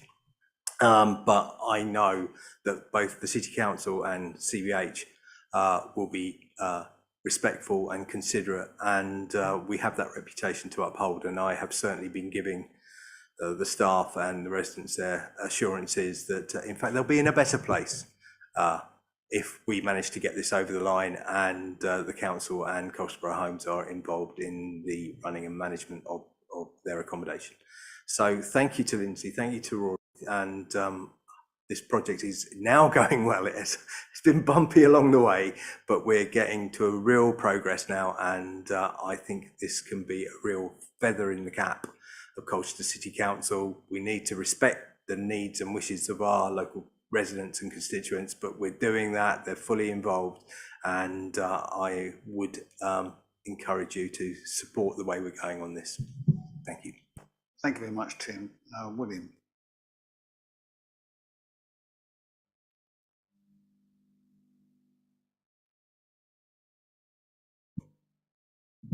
Yes, I too would like to congratulate the team on dealing with Notting Hill Genesis. It's an organisation I've personally tangled with for many years, and very similar situation, sheltered dwellings over other property. And I know what a massive organisation they are, and it's one of the things that colours my view and my concerns about Clarion and the garden community. However, you wouldn't expect a clean ride. Are we doing our job as councillors in scrutinising this? This is quite a lot of public money we're spending. The heads of terms were meant to be attached, and such was the scrutiny of councillors that no one noticed they weren't attached in the Part B agenda. And I managed to see them just before I came in here, so thank you, Rory Doyle, for putting them in. But are we doing our job? Did we, do we know what we're buying? I can't work out from the plan here exactly which bits we're buying. Do we know that? And has anyone looked at the Red Book valuation that we've had expensively prepared? Do we know what we're going to do with it? I've been trying to find out what we're doing with this project and what the budget is, and I really can't get my hands around it. Sometimes they say they're going to pull down the community centre and build another one, which has to be the sort of eco disaster of, you know, pulling down relatively new buildings just isn't great from a carbon footprint point of view? Or are we, I just don't know what we're going to do. I've not seen the plans or anything, despite having had quite a big dig. Look, they might be there somewhere, but I just haven't been able to get hold of them. Has anyone thought about cost? I mean, building costs have gone up probably by 50% since a lot of these figures were put in the capital programme. Has anyone looked at that and thought about it? I really think that when we're doing, you know, we need to focus much more on some of these practical things and less on politics and all the words and puff and everything else we spend so much time on. I really think this is a good example of where we really need to know what we're doing. And now we've got this in our sites. Once the day that this is completed, are we going to have contractors on site doing something? Or are we going to go through another year of plans and consultations and so on? What are we doing? That's my question. Well, William, the thing I like about your questions is they're never short. And we could spend probably an enjoyable hour walking you through the Town Deal programme and the background, but I don't think that's appropriate. I'm happy that we come back to and point you in direction of what either is already published or could be accessed, so that you can have a browse if you like and to follow up. But you know, it's not politics or puff. This is a fundamental part of a fundamental enabler of us delivering well to the vision that we had for the Heart of Greenstead project. That's how I simply put look at this. So perhaps you'd like to just stay with us, William. Tim, just say to you, thank you very much for your support for this. That local, you know, you and I have had a couple of conversations on this. That local vision of a ward council does make a difference. It's a collective exercise. I think the prospects are looking really good. I'm worried about this because of the complexity to which, in a way, William is alluding. But this has removed a significant risk for me to the wider project. In terms of scrutiny, William, it also has a Town Deal board, which, although they're not a favourite of everybody's, I think it's an extra layer of challenge and check. But I'm going to stop at that and go to Andrea then first, if you've got a quick one. Okay. It is quick. I just think on a cursory glance, obviously I've done a site visit after the Town Deal money was, you know, and it was like, this is the opportunity here. I'm still not clear, and I might have been told, but I'm still not clear what our plans are. And I suppose the note of caution that I'm picking up from Councillor Summox is, you know, if inflation and costs have gone up by this much on the purchase of the site, do we need to review where we want to be?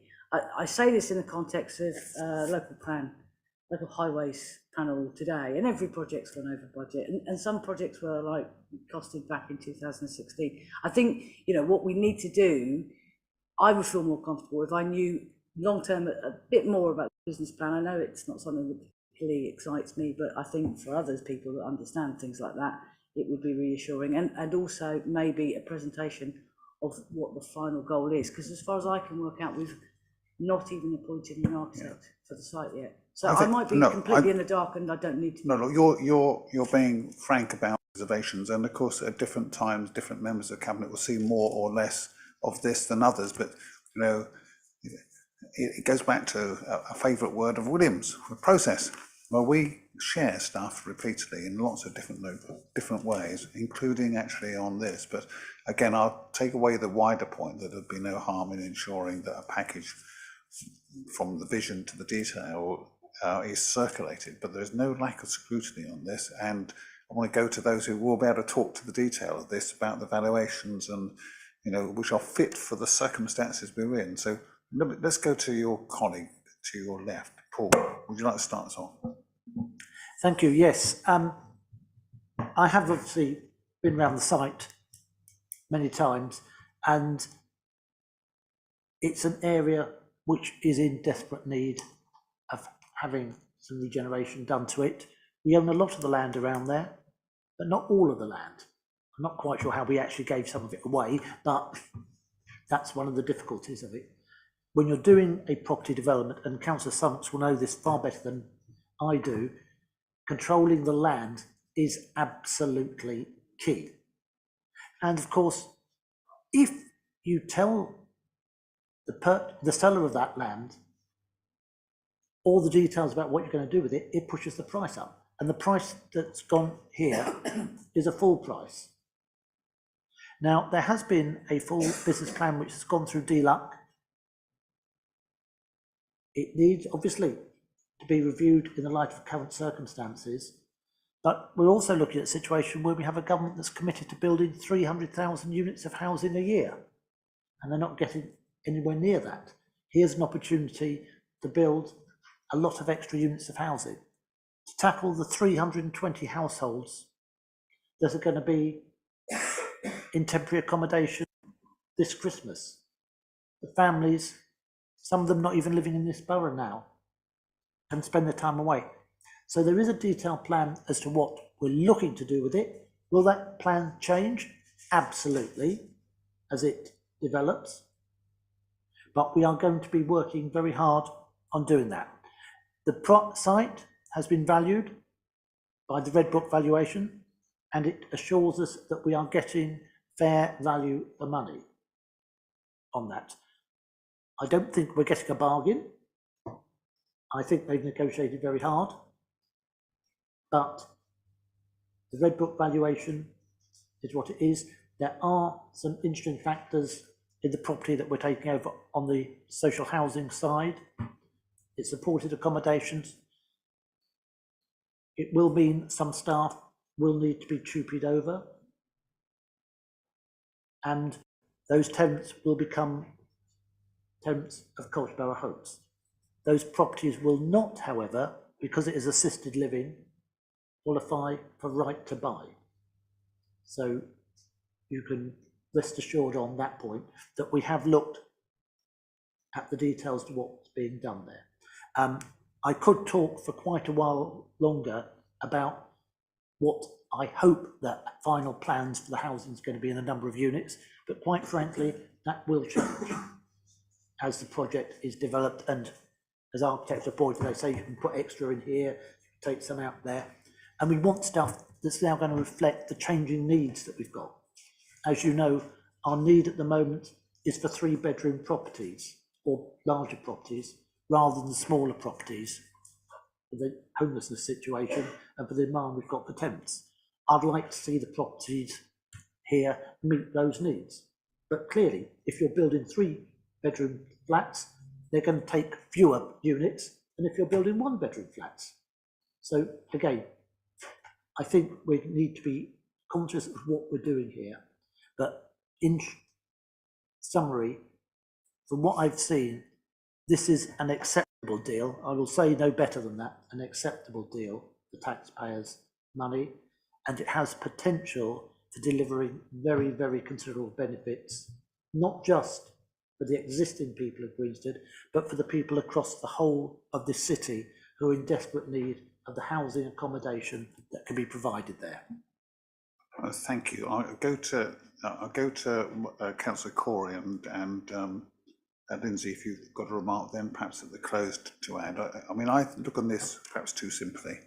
This is an acquisition that enables that wider project.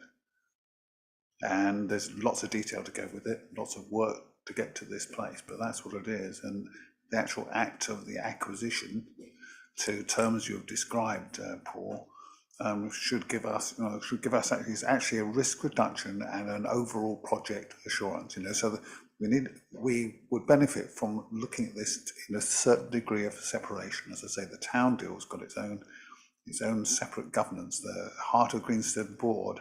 This is rightly getting very detailed scrutiny, and in that place, conversation around overall risk and the points that Andrea Luxembourg and William raised, around there about risk and viability, if you like, that conversation's had there. This is an enabler. But I will take away the sort of the interest in the issue and see what we can do, as I've said, to ensure that we raise understanding on this. But let's just be mindful of the decision in front of us. Go back to you, Paul. You've got something else to add, then Mark, and then Lindsay. No, I was just going to say I've tried just to keep to those elements that fall within the Colchester borough homes housing element of it. There are other aspects to the scheme as well, which I'm sure Mark will elaborate. Thank you. Thank you. I won't add too much more because, Paul, you have covered the key points, but I think in terms of the whole project envelope, we have a number of partners involved there, and that involves funding, which is, again, as David also said, reduces risk for us, which is helpful. Things will change though, because the original bid that went through DLUC, it would have changed in terms of cost and viability, in terms of inflation. So absolutely, we'll continue to look at that. And it depends sometimes as to, in terms of viability, which buildings we do put in. So we've got a CBH housing office there as well. And that is something that will go into the mix. And then, as you say, the community centre. So it is about looking at the whole viability of the site and how the tiles will move in terms of viability. Is still, do we do a minimum, do we do a medium, do we do a maximum of the project? So again, in terms of funding, we've got the town deal funding. We have partners such as Homes England, the NHS, CBH, and looking at flexing all of that to reduce risk as much as possible. What I would say is just confirm there is the oversight board, which I think Councillor Tim Young and Councillor Julie Young are on as well, as ward councillors.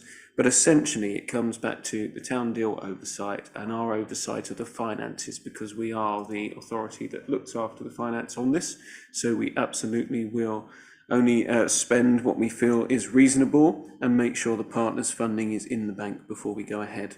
So really, that's all I can add. It is a moving feast, and we will absolutely be taking on board the rising costs and all of those points, William, because yeah, we will not go ahead with a project that is not viable, even if we have to eventually give money back. But I do think this will be viable, and I do think it will deliver such a social benefit that it will be worth it. Lindsay. Thank you, members. I have reported on the town deal programme, both at Cabinet and at scrutiny, and I think the slight change on the heart of Greenstead is that because we didn't feel for probably quite some time, nearly 2 years, that we were going to get this land, the focus was around the element of the Heart of Greenstead programme that was funded by the town deal programme. So that is the community hub. So most of the focus has been around that, and good progress is being made on that, which is reported through, has been described by the leader and other portfolio holders. So now that this opportunity has progressed quickly, I would like to say, and there has been a desire to progress it quickly on the part of Notting Hill Genesis as well, we now need to revisit the full business case, which was, as has been said, reported through to DLUC when we originally put the town deal programme together. So that needs to now be reviewed once we have possession of the land. But I just wanted to say two things, and Councillor Young will know that we've taken time, and I said this at scrutiny, we've taken time quite rightly to set up the project in a way that is taking a very long-term view. This is not a quick fix in a community. There'll be a number of stages of delivery that need to bring the community with the project. They have to be at the heart of Greenstead project. It's fundamental. So it's important to make sure that the way it's governed and the way the community is engaged is at the heart of the project. And we've been very clear about that all the way through. And as Councillor Corey said, it's also hugely important that health sit at the table, the university sit at the table, etc., because the collective challenges that we all understand in Greenstead are not for the council to address, they are for everybody to work together on. So it is a long-term project. Regeneration of an area like that will not happen overnight. So the next stage, once we understand that we have the land, will be to do the full revision of the business case, working with DLUC and others in line with the funding. But we will not commit to doing that more quickly than allows us to bring the new residents on board with us, existing residents on board with us, because we have requirements, we have legal requirements around engagement with our residents and our future residents around what will happen to their homes and their communities. So that will be worked through in the appropriate time frame that will be agreed with the Heart of Greenstead board. Thank you very much. Paul, you have a final point? Right, yes, one thing I didn't mention was that obviously now that the council has taken the decision to charge affordable rents on new build properties, that too will have a significant impact on the viability of the project. Because clearly that means that if it was some units of social housing there, we'd be generating considerably more rent, which would enable us to make the project more viable. Okay, and look, we've had a walk around the background, the context, how it's being managed, how it's being overseen, so formal process through scrutiny and elsewhere, the town deal board. We have more narrowly the decision in front of us around acquisition, but before I go, I'll make sure everybody's content that we've given this a good airing. I'll go to you, William, before we go to decision. Andrew, are you okay? I thought we couldn't make a decision until we get to part B. We have to close this conversation at least, don't we? Okay. I said we've got part B to come here. I have some concerns which are to do with the finances, which obviously I can't talk about now. Right. Yeah. Right, William, have you got anything else? If not, we'll move on. Yes, I think that what I'm hearing is this is a site assembly process, which is fair enough. But I think the question that's, when can we see, to just cut out all the history and the stories and everything else, what have we bought? What are we going to build? And when will we know? When will we get to that sort of thing? Probably you're not going to, would you disclose the Red Book valuation? Probably not. But when will we have some solidity about what we're doing on this? Say we complete the purchase in March this year. Would it be too much to ask that by June this year the members could actually see a plan and see what we're thinking of doing, or what the options of what we're doing are? Because at the moment I'm waiting around. I did have a look at the Green Book stuff that was submitted, and I couldn't make sense of it at all. So it's about, are we planning? Are we thinking ahead? Have that you keep on saying we've got a plan, but when will we see it? Well, look, unless somebody wants to, if you like, intervene on this, I'm going to take the view that we've given this a good airing. I understand the point you're making, William, and there is a case for ensuring that what is made very available, and Councillor Young is at the back there, the interest other members may have in that. Tim, do you want to address this quickly then? And I don't want to elongate this, because walking in and out of this, frankly, is not right for this stage when we're at a point of decision of an acquisition that enables the balance of the project. This is about the balance of the project. That conversation, in my view, is one of the time and place. But Tim. No, I just wanted to say that some of us have been living and breathing this for 2+ years, and there, of course, there's a plan, and architects have been appointed for the main hub, and I welcome Councillor Sunnock's late interest in the project, but the details are there. I'm sure Lindsay and/or Rory could give Councillor Sunnock a briefing if he wants one, and bring him up to speed. But some of us are all over this and have been all over this for years, and it is progressing well now. We really don't want anything to put a hurdle in the way. I think you've spoken very eloquently, David, on the where it sits within the council's intentions and plans and strategic plan for the city. And of course it does. And it's a very important part of the town deal funding and the estate regeneration funding. So I support all that Paul said about the housing element of it, and we just need to get this through as the next stage and move it on. If other members want to see sight of it, it's all being done with partners and in a very good way, and I think it is actually an exemplar of how we can do partnership working to get a regeneration project in place. Thank you. And the partnership piece is what makes these projects viable, frankly.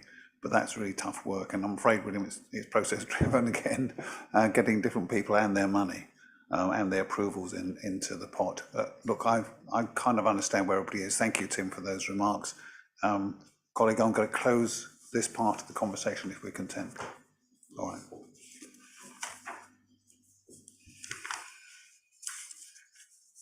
We should just note the recommended decisions are in 3, so I'm assuming we are content on that, subject to what else may follow. Thank you.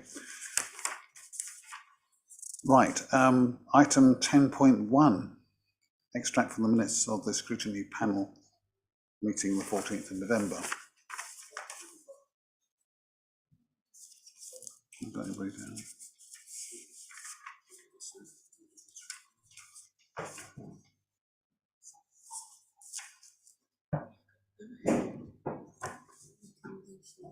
Yeah.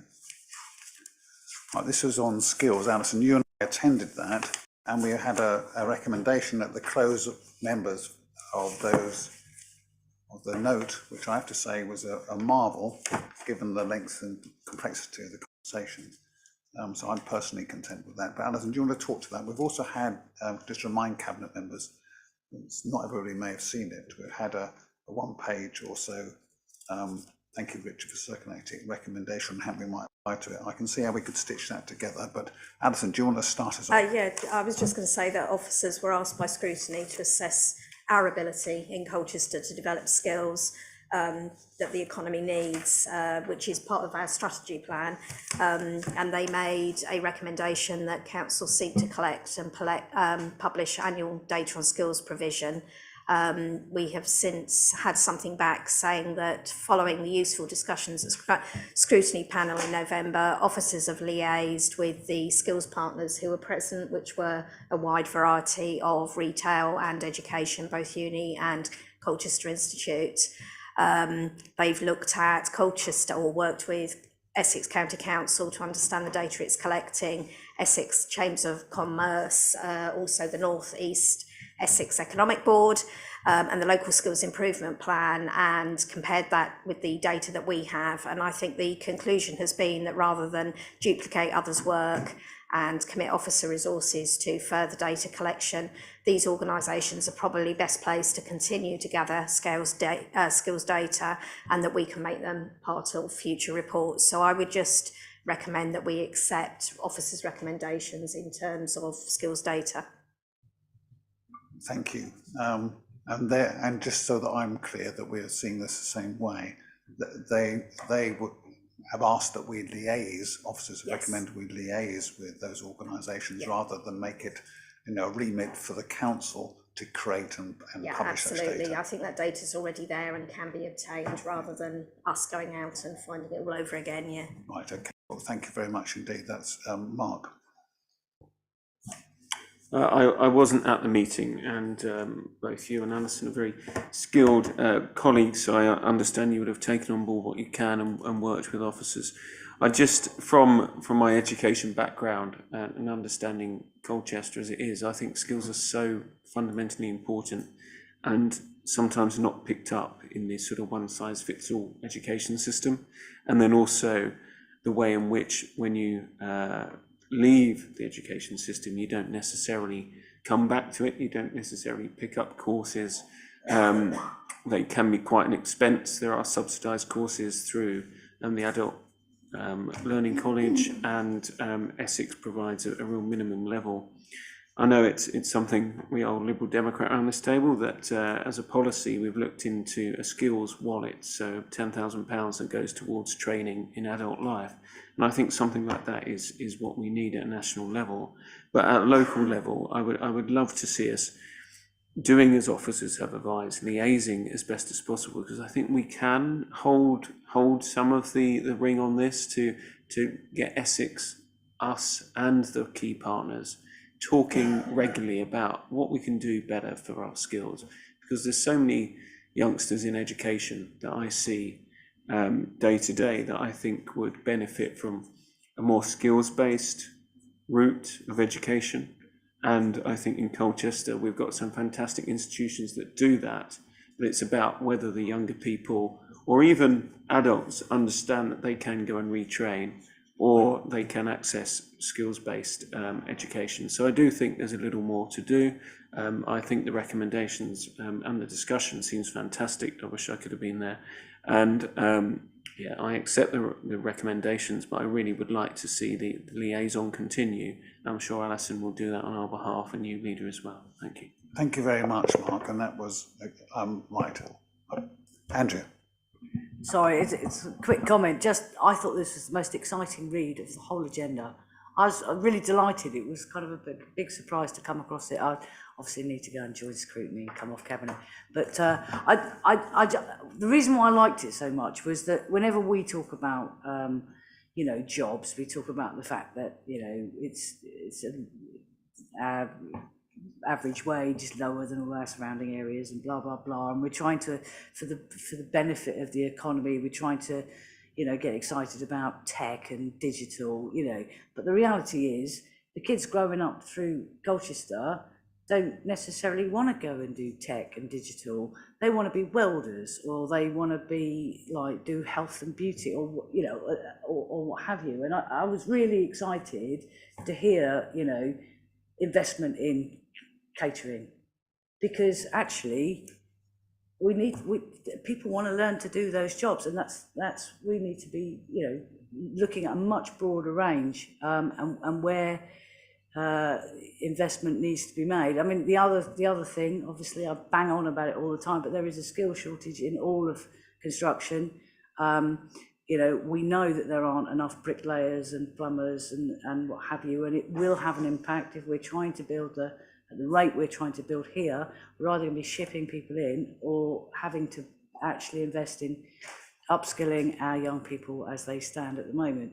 I was sat behind a young boy at the weekend who was talking about his electric apprenticeship, and it was awful, and they had to work, and it's cold, and they never turn the lights on. It was like Dickensian, the conditions he was saying, and his dad was going, well, why did you just leave? And he goes, because there's such a demand for this apprenticeship, there is nowhere else to go. He said, if I go, I'll be 2 years unemployed before I get another job.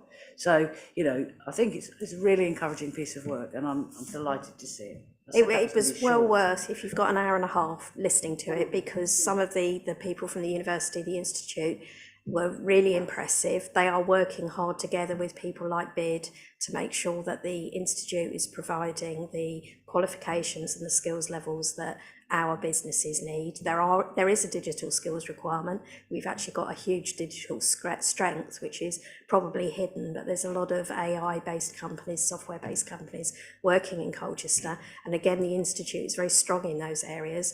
And one of the things that they were all saying, retail, we had somebody there from Wivenhoe House, is actually it's not just about identifying a level of skill and saying that you want everybody to be level 3, but it's making sure that everybody gets the skill level they need to fill the jobs that we've got, and that they see the value of future education. And we provide facilities like the Innovation Centre, the Digital Hub, that allows them to skill in the way they want to, remote working, if they don't want to go into colleges, flexible courses, all that sort of thing. It was a really, really interesting view, I think, of the way that we need to keep the youngsters in Colchester, or retain those that come to us from university and have really good skills and then may go back to London or back home, but actually keeping them in Colchester and supporting our businesses and economy.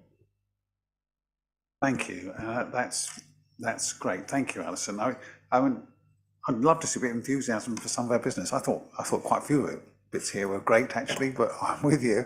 This was a really vibrant conversation, and my brief aside before I remind us of where I think we are on the recommendation, but before that I'll ask Lindsay for a word.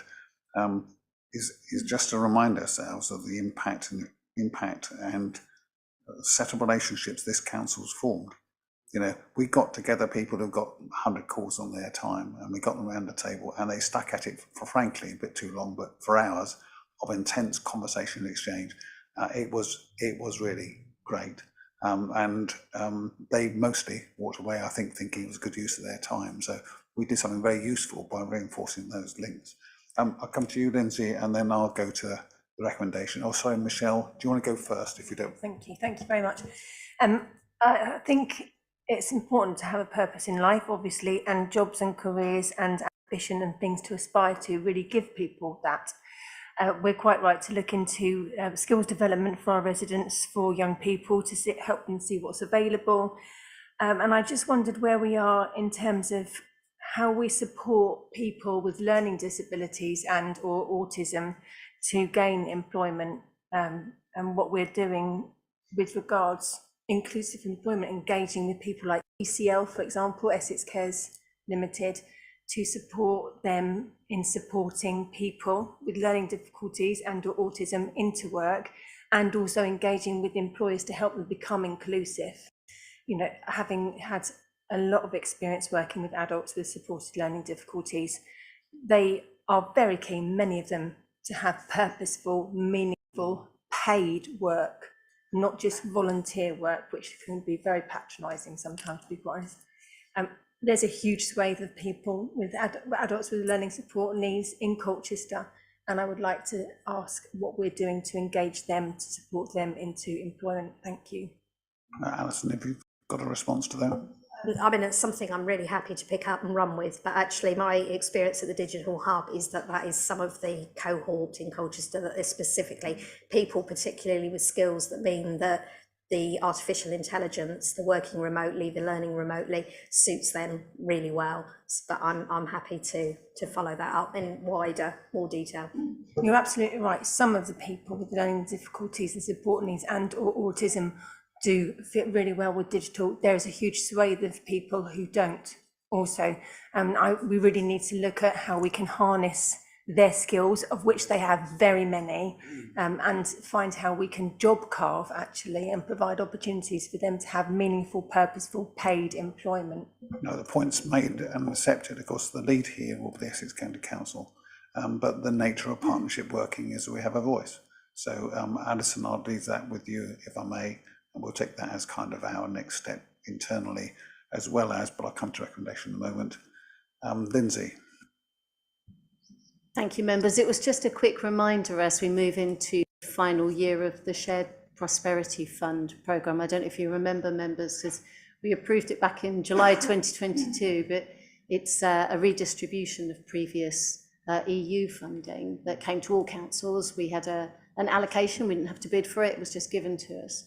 And we're moving into year 3 of it, 24-25, where we are where the funding is focused on skills. We had a focus that was given to us as part of the redistribution of the funding. So there'll also be funding spent on particular programmes, and it might be worth us bringing an update on that, just to remind us of what will be happening, given that skills is so important and it was such a focus.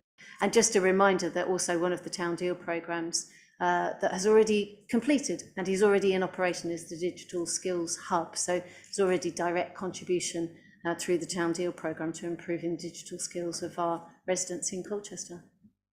Thank you very much. So, evidence we are making a difference, and we've got some ground yet to cover where we can perhaps yet shape what gets done. Thank you very much for the conversation. That was really good. If I could give Richard a reminder of the words which back a while ago we were talking about. My thanks to Councillor Jay for her description. I think what we're saying here is we absolutely accept the spirit of this. It's about the practicality and way in which it will be carried out. So a recommendation to us, I would want to adjust so that the council will liaise with relevant local partners, accessing and collating their data to inform the council's engagement on the skills agenda. That leaves the ownership with the organisations who are using that to help shape their courses and tailor them in a moving market to need. But it leaves us with one foot in the door in terms of an understanding. And given what we've just heard around spending and funding decisions that lie ahead, I think we could consider ourselves still influential here, but we do not want to be, I think, around the holders of that data, and those organisations would not want us to be either. Are we content with that approach? Thank you. Good conversation. Right, 11.1, Future of Sport and Leisure Strategy. Councillor Law, patiently waiting. It's a big moment. And then Councillor Summix. William, you're a Trojan. Please, Jocelyn. If I may, Leader, I had actually also pre-notified of an interest to speak in the Have Your Say section at the beginning, but I wasn't called, and I did also ask to speak for Policy Panel. I can be succinct. Can I just make the point I wished to make earlier, please? Absolutely. Yeah. Thank you. Yes, I appreciate it's a shame that Councillor Goss can't be here this evening, but I had assured residents that I would raise this issue. It's particularly because the ward of Highwoods has certain environmental features in terms of, its proximity to the country park and areas of mature trees and planting. And many properties are very close to these areas. And we have many community-minded residents who are happy and willing and will clear up areas of leaf fall that come from trees in the country park or from areas of trees on open land that aren't on their property. They will clear up the leaf fall in their own gardens or on paths. They're sort of helping out the council and the community. And I know, many of these residents are subscribing to the new garden waste collection scheme. But obviously there are certain times of the year, particularly, they've showed me between, say, October and December, when there are, say, high levels of leaf fall. And I just wonder, obviously, there can be huge volumes of leaf fall and other materials that, would be a very large volume for people to try and sort of compost at one time. Is there any scope for neighbourhood teams or people to be able to arrange, a one-off collection of a large volume of materials, given that these residents are community-minded and are doing the hard work, for council and the community by clearing it up. So that's one issue. And the other issue was, I've noted on the council website reference to further information to be coming about community composting. And I just wonder when we're going to be given more information about that scheme. Thank you. Thank you. I'll just take the second and say that we'll pass that on and get you an update. I doubt colleagues here will have more than I would know, which is that obviously we've got a series of information steps in train, but we'll make sure you, like all members, get that. I'll go to the first point through Councillor Paul Smith. Thank you. Yes, I hope this will be a helpful suggestion, because actually a couple of weeks ago, Councillor Summers and I attended the leaf collection that was organised by the Welshwood Park Residents Association. This is a very well-run event which involves actually a lot of the local community. A local Scouts group comes and helps deliver these. The Residents Association arranges for the truck to turn up from Colchester Borough Council. It gets filled with leaves. They then get a rebate on the charges depending on the amount of leaves they put in. The more leaves that go in, the more they take, the more money they take back. So I think that might be something which the residents would be very interested in taking part in. And it could be a useful thing which could be done in your area as well as in ours. Jocelyn, is that okay? Well, we'll pass on those 2 points to Councillor Goss and ask him to reply in his inimitable style. You of course have a fellow Highwoods councillor here, so we're all very aware of leaf fall and that we all engage with our residents and on a personal basis. But no, thank you very much for raising that point. Do you want to go to if you like, the next one, which will be around this item on the agenda? Yes, thank you very much. Yes, so policy panel, thank you, Leader, for attending. We discussed the future of sports and leisure strategy. We were very grateful to Rory Doyle and Adam Britton for coming along and giving us an update.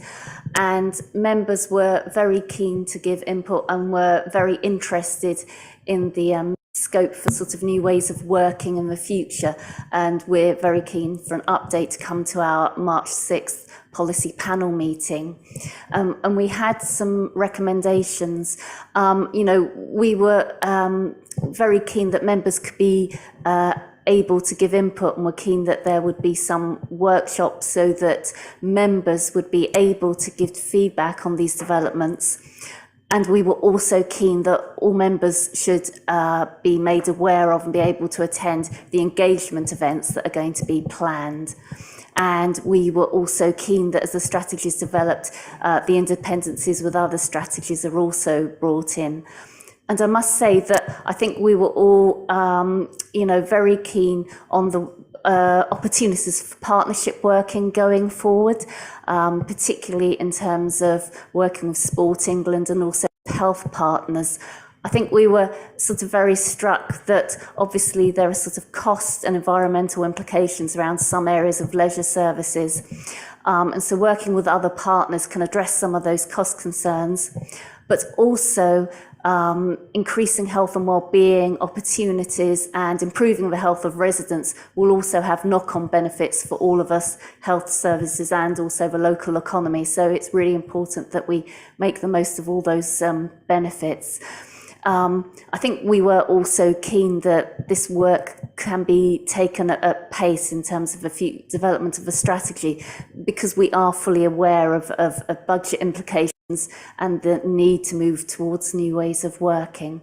I think I'll leave it there, Leader, but thank you very much. Right, thank you too. Thank you for chairing what was a very lively conversation with some significant engagements. One of the best things about the policy panel, it catches the imagination sometimes. It did on that evening, didn't it? So thank you very much indeed. I'll pick up your points when I've heard from William. Thank you.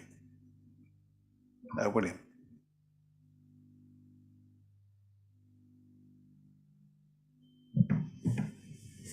Yes, I'll try and be brief.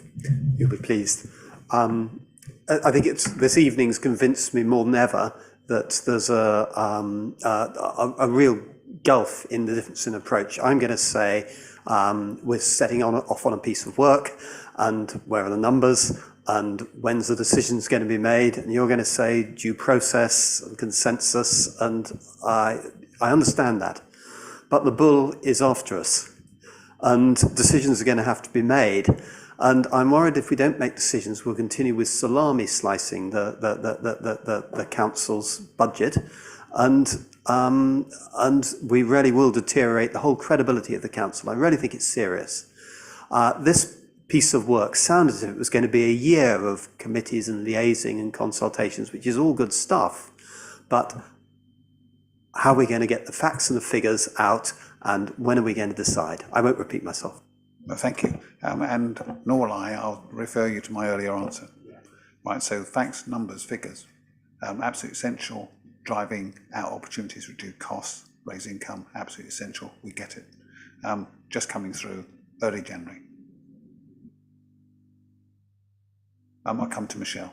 Right, thank you very much. I just wanted to go back to Councillor Law's comments about leisure, and I just wanted to say Rory probably did make it very clear perhaps at the scrutiny panel meeting that he's done lots of working with leaders in leisure, Karen Credin for one in Birmingham, and there was a really excellent workshop that was hosted that lots of officers and some members came to as well. And Rory, you were saying how you're going to ensure that there's going to be lots of engagement with lots of different communities across the whole of Colchester. So I'm very much looking forward to taking part in those, and I'm sure they'll be really great. So thank you for that work you did, Rory. That was brilliant. Thank you. Thank you very much indeed. Anything else from colleagues? And I'll go to the recommendations here to Cabinet, which I would suggest that we accept. We will weave them into that work which has to go at pace in terms of against the issues and the numbers and the challenges which we have to work our way through as swiftly as we're able. We will fit this in. Do we agree? Agree. Thank you. Right, item 12.1. Councillor Law. No, you're not. It's not. It's a bigger pardon. You're down one item later. So this is Councillor Goss's motion. So again, it's been referred to us after it having been taken through full council. And look, this is again well rehearsed. And my suggestion, colleagues, is we know this subject well. This had cross-party support.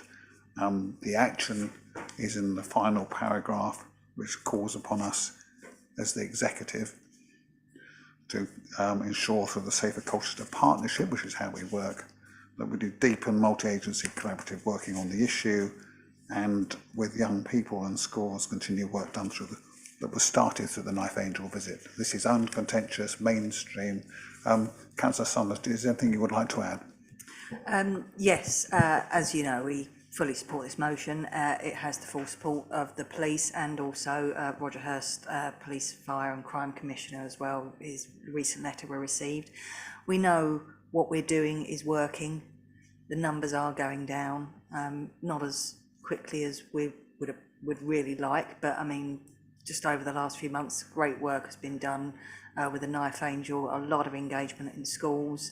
I did a feedback form on the play that went out to a lot of schools, that it's about your son. I mean, I thought that was a really effective way of getting the message across to the children, because it wasn't graphic, there was no violence, it was all about what happened to the families. And I think that's the route you have to go down, is to see the wider consequences, not just the immediate consequences, but how it ripples out through everybody's lives.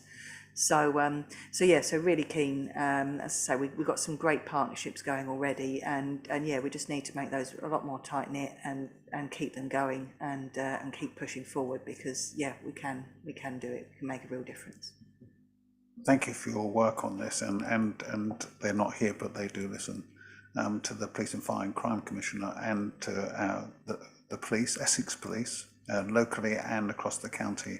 You know, we've got their attention in recent months, haven't we? Events and commentary, and we as a council have got their attention, and it's great to see that partnership working, which I know you're playing the fullest part you can, so thank you too. Anything else, colleagues, on this? Okay, then we note in particular the action in paragraph 6, and the motion is passed. Thank you very much. Okay, item 12.2 is an extract from the policy panel meeting of the 29th of November around equality, diversity and inclusion policy. Councillor Law.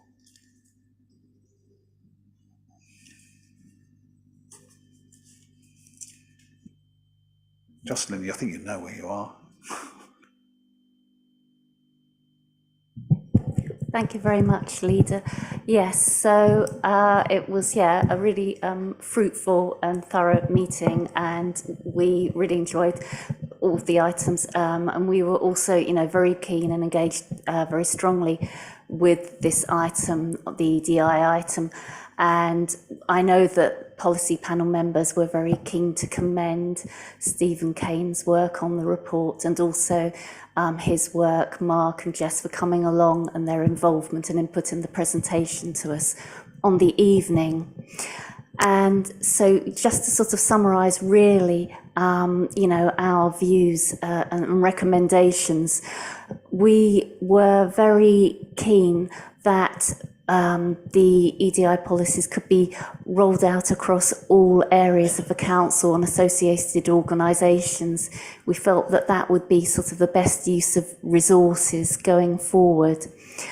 We also had panel members who were very keen that the EDI work, which will greatly benefit, members of council staff, could also, impact councillors equally. And we were very keen that group leaders could be asked to ensure and work with member development services to make sure that all councillors were able to sort of take part in training to help upskill them. We were also keen, I know members were keen that obviously due to time and constraints, online briefings are, part of the course, but that sometimes to do around certain areas around helping train members, it would be possible to have in-person or sort of lived experience, training that would be useful. And, sort of linked to that, perhaps the idea of an EDI champion from councillors would also be beneficial. We were also very keen that the great work that's being carried out in this EDI policy could also benefit other system partners, and so best practice could be shared with other organisations we work with, and also parish councils as well. And I'd just finally like to link this, and sort of to an item in the earlier Have Your Say section, when I know Councillor Burrows was also, in agreement about the importance of accessibility and supporting, younger people to be able to access facilities. And Mr. Grocott spoke on the importance of, accessible play facilities. When you think about Colchester as a city, I know from recent census information, we've got an ageing population, and working as I do in a sector supporting people aged 65 plus, with age there can become more health conditions, and accessibility can become a very important factor. And, I think this work in this policy has, scope to really benefit not just people internally, but, our residents across Colchester. I think it's really important that we're able to help, support our council staff to support our residents. I'll leave it there. Thank you, Leader. Thank you. That's very comprehensive. Natalie, is there anything you'd like to add, or I'll go to Mark after that? Just to say, I obviously was at the policy meeting on the 29th of November, so helped the team to present this, and I think these are great recommendations. I mean, recently I've also taken part in dementia awareness training on the dementia bus, and that was such an eye-opener. It really does make a difference, actually trying to experience what people are experiencing. Obviously, it's the old phrase, walk a mile in someone's shoes, and obviously you can't quite do that, but you do with dementia training a little bit wear some of those shoes. So it's well worth doing these types of training, I think, and I know it costs money and everything to do these, but I think it's worthwhile to roll this stuff out, and I think in as much as in-person training as we can do, I think is of great benefit to councillors and council staff and officers. I think it's recommended. I'm conscious of the time, so I'll just ask colleagues if we could sort of just touch briefly on extra points. Yes, Michelle, so please. 2 points actually. I've just had initial conversations with Louise Coe regarding how we might, because she contacted me about the dementia stuff, how we might engage people with dementia in Ask Me Anything type conversations with officers from different departments. So we're looking at possibly setting that up. It's a really nice in-person focused development opportunity for officers, such as in planning, which is going to be going ahead hopefully early next year. So that's really exciting. But secondly, I just wanted to come back at work today. Something was at an EDI meeting, and now we call it EDIB, which is the belonging bit. So which is diversity is being invited to the party, inclusion is being asked to dance, and belonging is dancing like no one's watching. So it's about having a place and stuff. So I wonder if there's any scope or room to look at adding belonging into the policy. Mark. Thank you. I've definitely seen Michelle dance like no one's looking, and it's good.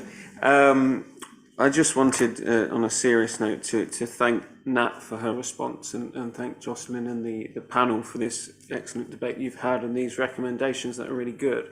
I think sometimes we've got to be somewhat careful about having one champion. It could be seen as a bit tokenistic, but I think Nat is well placed as a portfolio holder in the work she's been doing to be that. But I think all councillors should be champions of this.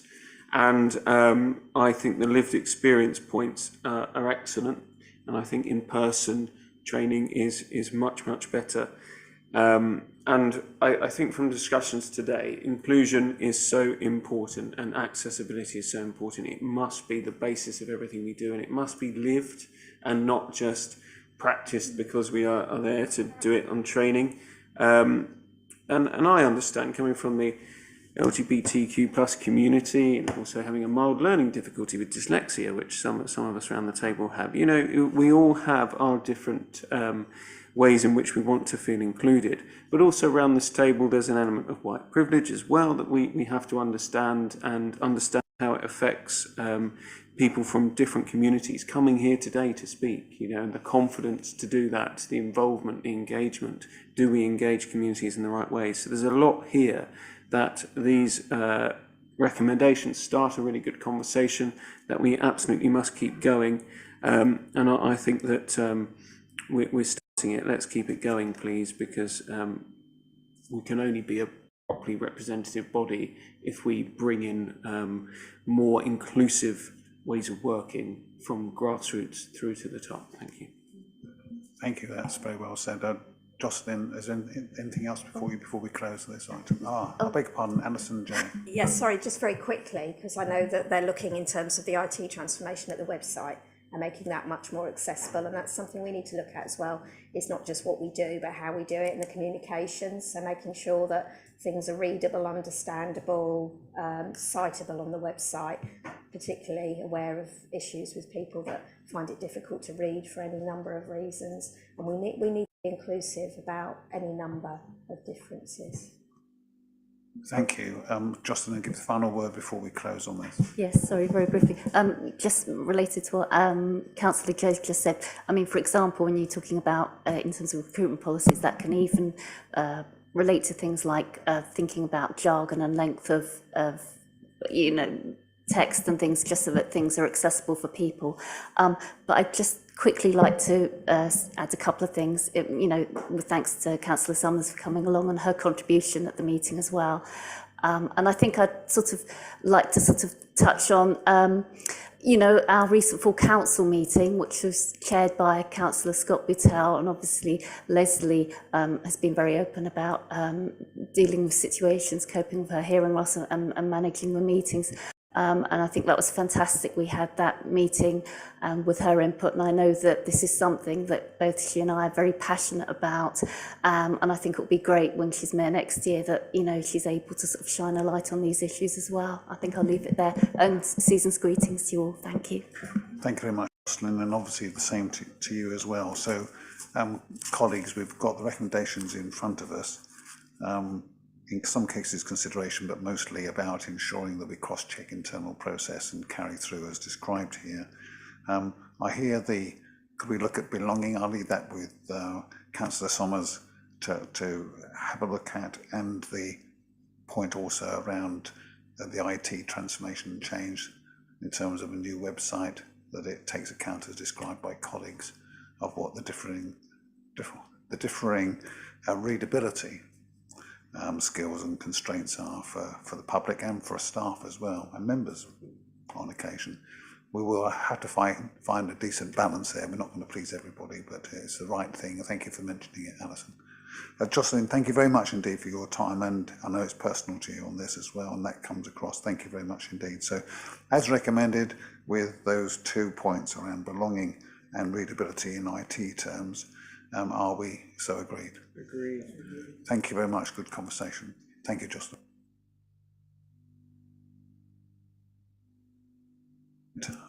Getting there. Item 13.1.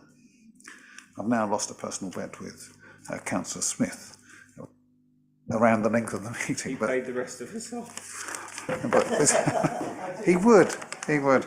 I hasten to add, for those few hanging on out there, of course, we will spend whatever time is required. So this is the calendar of meetings. Richard?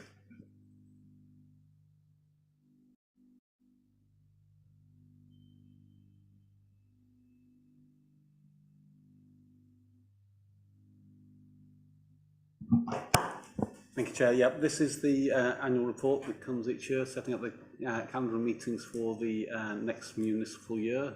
It largely follows the pattern and schedule for this year, but with a couple of notable exceptions. I think we're proposing an additional cabinet meeting in for April 2025 to allow for the continuation of council business through the election, for the pre-election period, although there may not be a pre-election period, April 25. Yeah. And additional governance and audit committee meeting to deal with the additional workload that the panel has experienced over recent years. And we're also moving the crime and disorder committee meetings to be scheduled later in the year to fit in better with the provision of the data that we received from the police and crime panel. Can I just ask colleagues any comments on this paper, Paul? Yes, I was just checking. We've the budget meeting due on the 19th of February, on the basis of this year's figures, that would be half-term week. We were just talking about being inclusive, and for those with families or indeed teachers, maybe that's not the ideal time to hold the council's budget meeting in half-term week. Thank you. We can review that, Chair. I know that we've checked out the budget process dates with our finance team, so I'd need to check if moving that would have any impact on the on the production of the budget, because obviously we're reliant on information from central government and from the parishes around the precepts and things. Subject that, if possible, perhaps we could move that to the following week. Yes, I think we're talking about back, not earlier in the circumstances. Yeah, that intuitively actually feels desirable, I think, and the amount of material there is going to be for them to produce, and for the kind of robustness of interchange and discussion I expect. Right, so look, we don't have to pin down an exact date now, but can I ask the team to look at anything else? He often does. Right. So, any other observations, colleagues, on the paper? All right. So we've got the one, and I agree with you, Paul. If we can, I think that fits, as I say, my sense of the rhythm and pattern of business here. Really, to go back a week if we're able to do that. Could I just note on the civic events which we've got down here? Given that I'll come to you in just a second. Given that there is a concern to support the mayor in each, whoever he or she may be in each of their years, though this is not necessary for this, but that we ask for the earliest possible notification and for it to be put into the agendas of members when we've got it, the forward schedule for the mayor of the year's diary. I think that would just help people in their own planning and attendance. We've seen some complaint recently, and deservedly so, that it can be patchy about members turning up. This is part of our duty as a council to be supportive of the mayor of the day. Civic glue matters. We have to turn up for it to work. Anything else? If not, please. Yeah. Sorry, Leader. I just need to say that the main civic events are in this calendar. The opening of the fishery is there. The Oyster Feast is there, and special council, and that would be for appointment of honorary aldermen. Thank you. My point was wider, which was that as the fuller agenda, I accept that, I mean, there are a number of civic services, civic events around the armed forces engagement and that kind of thing. So it's just a reminder to us actually as cabinet members, because I received this challenge on our collective behalf about us attending or not civic events and our wider groups, and we need to encourage them to do it. It would help if we make sure, if we could do that, right? So I'd like to see all of that circulated when it's known. Anything else from colleagues? All right, okay, the recommendations are, I beg your pardon, Natalie, okay, go. Yeah, it's just about the crime disorder committees. Obviously we had one scheduled in September this year, and because of we wanted an update from the strategic assessment, we've scheduled another one. So therefore the next one's not until, I think it's March 2025. So I was just wondering whether that a year between two meetings is a bit too long. I thought the prevailing feeling at the meeting we last had was one every sort of 6 months, or at least, or two a year would be preferable, rather than going a year between meetings. I'll take counsel from colleagues on this. I mean, we ought to remind ourselves, and for the Cabinet's agenda, it was helpful for us and for the police service to have a one-to-one, if you like, with Cabinet as well. So in terms of events, though, in terms of wider events and disorder committee, I can see that. Any other views on this? Paul? I think the problem is that it's also the scrutiny committee. So if we tend to have an extra one of those, then we lose the scrutiny meeting. And whilst as a cabinet, not having a scrutiny meeting might be seen to be an advantage. It's not something which actually I think is right. I think there should be a proper opportunity to scrutinise the workings of this council. Thank you. I'm just getting advice. Could we just say it out loud? Leader, in the calendar of meetings, you have got several reserved meeting dates which could be utilised for such a purpose. Okay, then let's use one of those. Right, anything else from anybody else? If not, let's close this. All right, okay, done, agreed? Agreed. Thank you. Thank you, Mark. We need at least one agreed to make that real. Ooh, right, okay.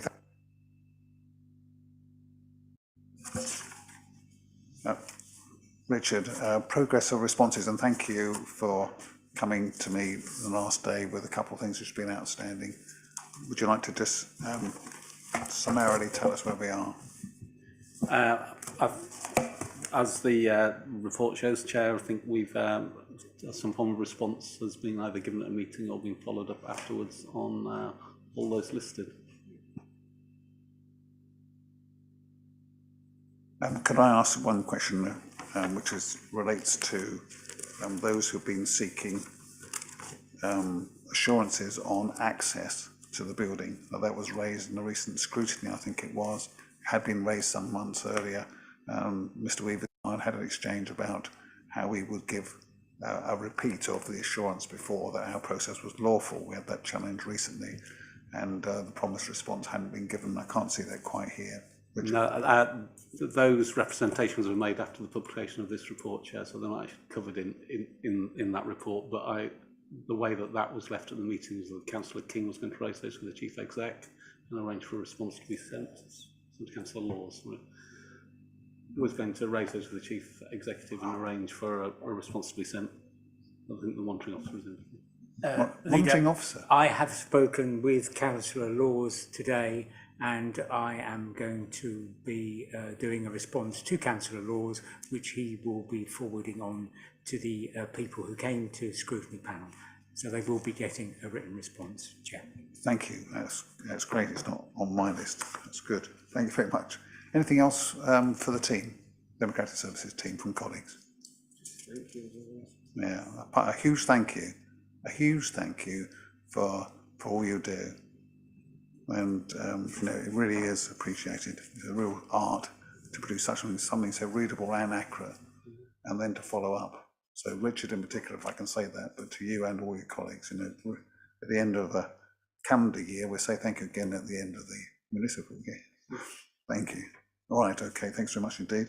Right, I think we can actually now go to 16.1 Part B, in which case one of the great duties of the Deputy Leader will now be exercised.